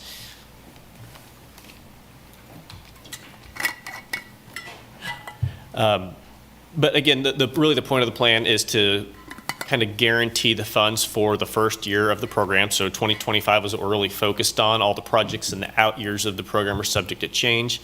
We're always dealing with new grant opportunities, changes in funding. Sometimes our policy has changes to it. We're always adding to the sidewalk and bike network, and that's going to change how projects score. In addition, we've always got your preferences and priorities and the City Commission's preferences and priorities to take into consideration. We do have a couple really good tools to help kind of understand this plan, and those are the 2 dashboards that are linked in the agenda item. There's a bike project dashboard and a pedestrian project dashboard, which deals with each side of this plan. It shows you which projects are selected for funding once this gets approved by City Commission. It's in draft form right now showing what's in the plan. It's going to tell you what's unselected or unfunded, and it also, you can click and see what's been completed, over the course of the program as well. So it's a good measure of the progress we've done. We've also detailed the changes we're making from last year's plan to this year's plan to help understand why it may look a little bit different. We talked about the Jayhawk Watershed needing some funding from this program to accommodate the bike and ped improvements requested with that project, as well as with Aaron's Massachusetts Street project. So this plan accounts for funding for both of those projects. In addition, I was just pointing out that we have a Safe Routes to School project in the 2025 year, part of the PED side of the plan. And the GAP projects in that don't necessarily score the highest. However, we've recognized that these are some new Safe Routes to School where there's gaps on both sides. This was in relation to the school closures we dealt with last year. And we took that information and programmed it into a transportation alternatives application as well. So we really need those projects there in case we have that award. The last part of the memo just details part of the periphery of the discussion we've had all over the agenda items tonight, and that's what happens if we do or do not get various grant fundings for these projects. So we've kind of laid out what our strategy is going to be. If X happens, we're going to do Y. So we want you to be aware of those different scenarios on the priorities that we see in the plan. And that's, to focus on the Safe Routes to School and the Massachusetts project to get those completed. And with that, I'll probably, looks like we've got the screen up there, so I'll just zoom in a little bit and look at each side of this plan. Get in there. Okay, I'm just going to briefly touch on the bike projects side of the plan first. It's very similar to what we had last year, a couple exceptions being we added in the 9th Street improvements for the Jayhawk Watershed project, a couple $100,000 there to get what we've talked about. And then we had the 19th and Osdale road crossing improvements. This was slated to be constructed this year. We were going to try to include it in our Osdale Safe Routes to School project, but we didn't get that design wrapped up and figured out in order to include that in that project. So we're going to delay that 1 year and make sure we get that addressed. Really, we're going to finish up the shared use path on 6th Street with 2 separate projects in here. Next year, we've got the construction funding set aside for the plans we're currently designing from Castle to Lawrence Avenue. And then in 2028 would be building the last piece of that from Monterey Way out to Castle. 2 other projects in there, 13th Street section between Massachusetts and Burroughs Creek Trail. That's a gap on our priority network of the bikeway plan that has been identified and kind of been around for a while. It's been hanging out in our 5-year plan in the out years, year after year. I think its score priority-wise has kind of dropped if we revamped the system. But we want to recognize there's previous investment and conversation there that we want to continue with. So really the first piece of work there would be to identify what the facility type would be and then go from there. So really no decisions there. It's just like a gap that we need to figure out. And then finally, there's that small shared use path on the end block of East 23rd from Barker to Leonard that we'd want to connect the dots with on the plan. That's again one of those things, if you go back and look at our bike dashboard, it really stands out as a need. And then if we look at our pedestrian projects, again, I alluded to our Safe Routes to School project for 2025, so we've got various gaps there that are anticipating TA grant funding and potentially even fully funded with some highway safety funds. After that, in 2026, we're going to design kind of a crossing project, again, with or in addition to a gap on rock ledge. So we had a few crossing projects that scored fairly high. And then we had the Vermont Street crossing was also on the list, maybe a little bit lower, but it kind of made sense to do a crossing project. We'll see some benefits from economies of scale there. And then building that in 2027. And then in 2028 and 2029, we're just designing and building a high priority gap project. I guess the last thing I would talk about before I turn it over to the commission is just looking at the plan as a whole. We show a positive cash balance through the plan. There's $207,000 after in this 5-year plan. Of course, a lot of assumptions go into that. We're assuming costs for design and construction without knowing bids 5 years from now. So the point of this is we want to show that based on the knowledge we've got a plan that works with the funds we've got. Jake, I have a question on that. Sure. On that table, as if you look at, let me find it, 2027. Okay. So CIP funding, 780. Yes. Thousand, and then under bike, it's 60, and then 500 for pedestrian. So those don't add up. So I didn't know if that was. So, yeah, the CIP funding for that year in 2027 is $780,000. We're only going to spend $560,000 of that. Okay. So we're planning on not spending all that money so that we can build larger projects in the out years. Okay. I thought that might be the case, but the others added up, so. Happy to entertain any other questions. Yeah, so I actually asked a whole bunch to Dave, who probably forwarded them to you earlier, and they all make a lot of sense. So yeah, I don't think there's really need to repeat them because it was just because I didn't understand. So. Okay. Any other questions from the commission? No comment. It's a great proposal. It was very easy to understand and read, so I appreciate the work you put into it.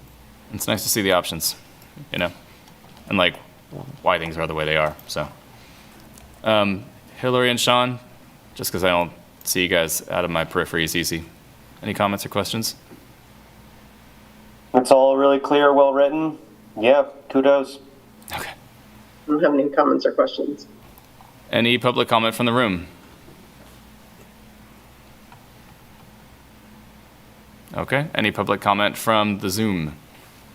No one has indicated by turning on their video or raising their hand they'd like to comment.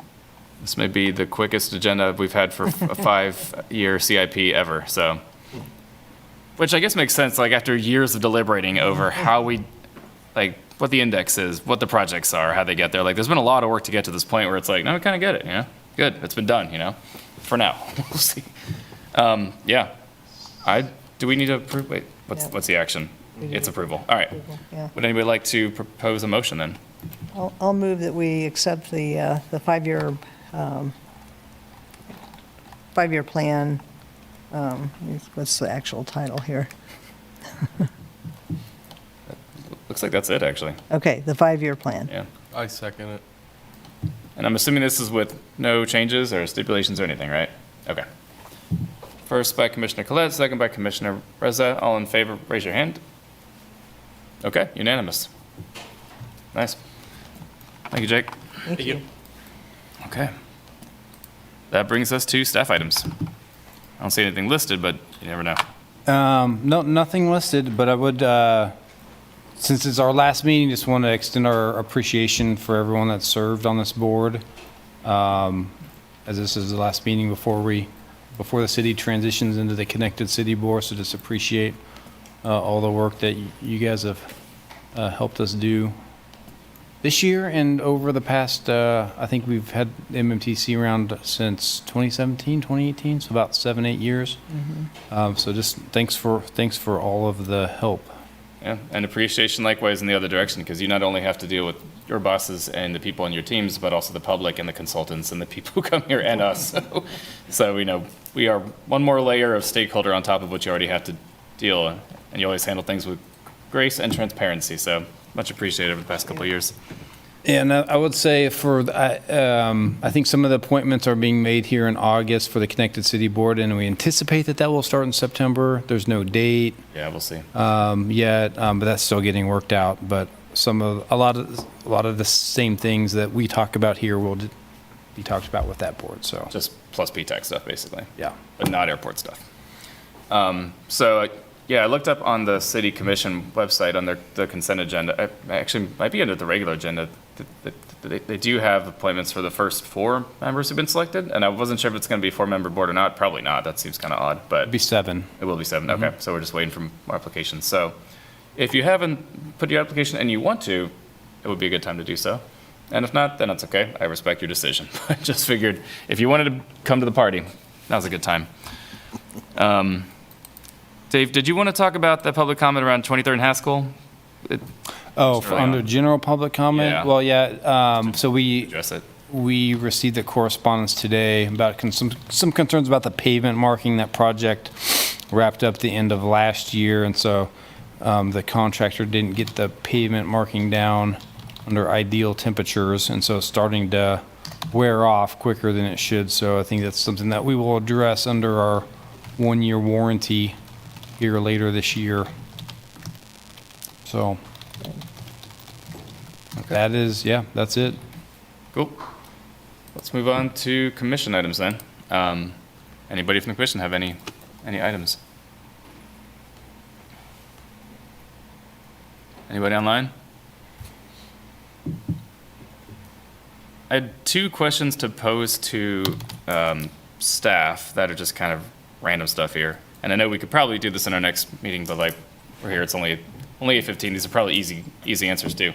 What happened with the Riverfront and Center project after the steering committee disbanded and we went through that process? Dave, I know you got back to me and said that there's new plans eventually to look at the new alignments of the bridges or something. I guess I didn't quite understand what the future holds here. I can try to answer that one. Yeah, so we've got, I'll probably get the name wrong, but it's a North Lawrence corridor study that's proposing the CIP for funding next year, so they're going to be looking at all modes of transportation in North Lawrence, and that'll be included in that. We had some money set aside for that project that I think we're going to roll forward with the intention that some of that funding may be used to supplement that study. Okay. I forget what happened with the whole grant thing. Did we approve or? The city commission did not approve the grant application. Okay. So that wasn't submitted, which means no grant. Okay. So we're still just chugging along on the funding that was there to do like the feasibility, I guess, and the engagement and. Right. Okay. Answer some of the questions that were kind of still outstanding through that grant application process. Okay. What else will be in the North Lawrence Comprehensive Corridor Plan? Is that in the non-motorized CIP or the full city CIP? I don't think I've heard of that one yet. Pay attention to the city commission agenda. It's on that one. Staff is working on a developed scope for that study. Cool. And they plan to present that in more detail than what is like the few sentences in the CIP right now. Okay. For what they plan to include. Okay. Pretty big though, Interesting. Yeah. in scope. I remember years ago there was talk of doing it's like a 23rd Street corridor plan. That, yeah. And which, I mean, now it's kind of moot because things have changed, right? So it sounds like this is going to be on that level. Yeah, it's going to look at transportation and land use. It's going to be a market That's cool. study to kind of look at development, redevelopment potential. I'm sure it'll have considerations out of results from like recommendations of land development code. That's cool. Because, I mean, it's like all the way from really Johnny's and that proposed development behind it, and then all the way north to kind of the dying outlet mall and the Sonic. Interesting. Okay. Well, it's good to know. We'll have to pay attention to that. Okay. The other question I had was, this is something I've noticed as I'm biking around town on a bike that doesn't have any shocks. Is there any standard for the ramps that take you up from the street to the sidewalk? Because some ramps are super smooth, no problem at all. And others have this obnoxious quick bump and then a smooth ramp up. Is there any standard in the engineering design standards that specifies what kind of transition contractors must use? And if not, could we maybe make it smoother? Because there are a couple spots where you'd be hitting it at pretty high speed just because it's like off a downhill or something. And it's like huge jolt going up onto the rest of the shallow slope to get up the curb. I don't know if I can really describe it any better, but it's like on the curb pan itself, there's a very abrupt transition followed by the actual curb ramp that goes up. And it's that abrupt transition that is such a jolt. And I have a feeling these were probably installed back before there was really a lot of thought given to biking, like decades ago. So I don't know if there's a new standard that's slowly replacing them with stuff that's easier for bikes and wheelchairs, but I don't know. I don't know if we have a standard detail for talking about the transitions from the bike lanes to the sidewalks. Yeah. Should use pass like at roundabouts? So I mean, the best examples I can think of are on Peterson Road along that section of the Lawrence Loop, where when you go down to cross a street, whether that be Crestline or whatever else, it's like go, and it's like a really harsh transition. Gotcha. The street crossing should use pass street crossings. Yes. With the curb and gutter. Yeah. I think it's the curb and gutter itself. Like it's the gutter pan, I guess, that has that sharp transition.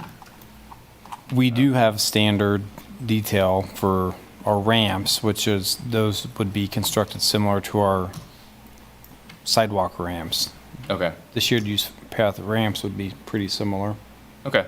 So they may have changed a little over time. They may be a little more smoother than they were maybe when those were built. Okay. That's not to say that there hasn't been some variances in the construction of them for whatever reason. Yeah.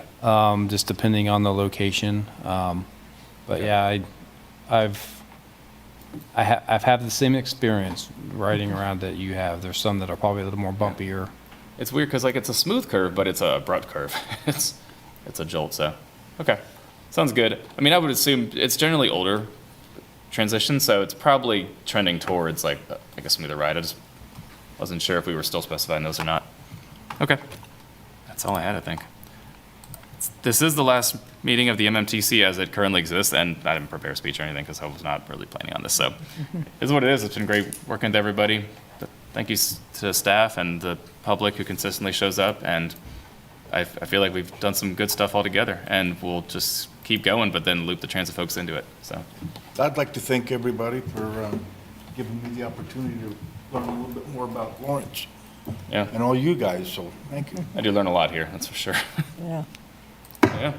And with that, we managed to finish before 9 for the most packed agenda in many, many months. So that's to everybody's credit, I think, despite my best efforts to derail it. So, Nick. yeah. Sorry. I think you need the commissioner updates on a few things. Oh, Subcommittees. yeah, let's see. You're right. Well, all right. In that case, we're doing it backwards, doing the random spontaneous items and then the updates. So now we're on the updates. We are at the Land Development Code Steering Committee first. Big news, everybody. The adoption draft has been released.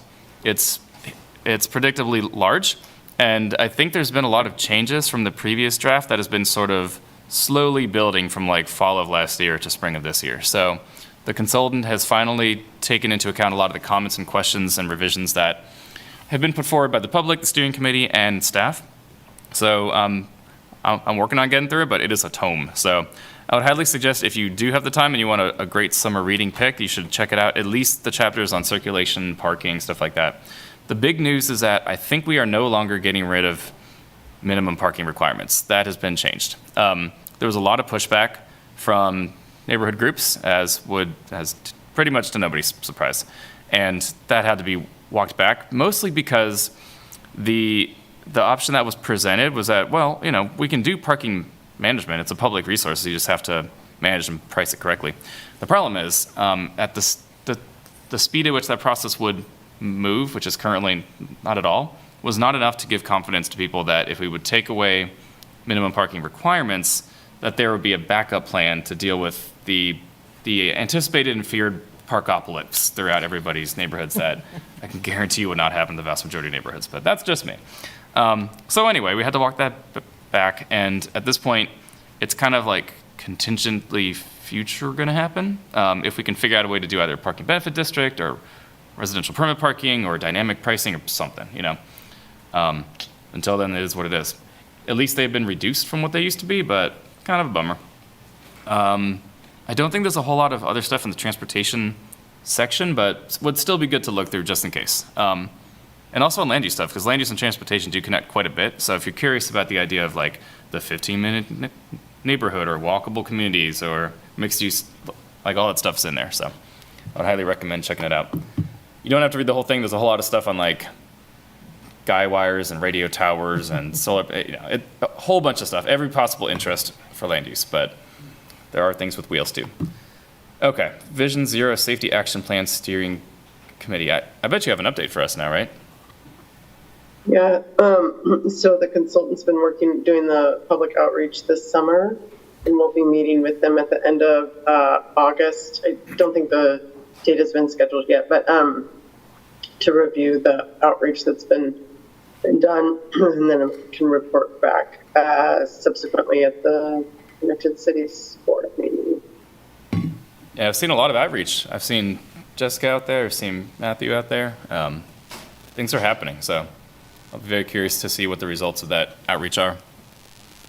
Okay, Burke Streets and Sidewalks, do we need to talk about this? I think we've covered it probably. So, all right. I think. I think so. And we already covered our other kind of off-topic commission items, so let's go into calendar. There is no calendar. We've already talked about that. We're done. That's it. So adjournment. Yeah, it's been nice working with y'all. Hopefully I'll see a couple of you on the new commission. Looks like I'll be on it, and Hillary will, and a couple of new faces, but there's still room, so. If not, at least a public comment, right? So have a good evening, everybody. Thank you, staff, and see you next time. Thanks all. Let's do it. Man, it's so early still.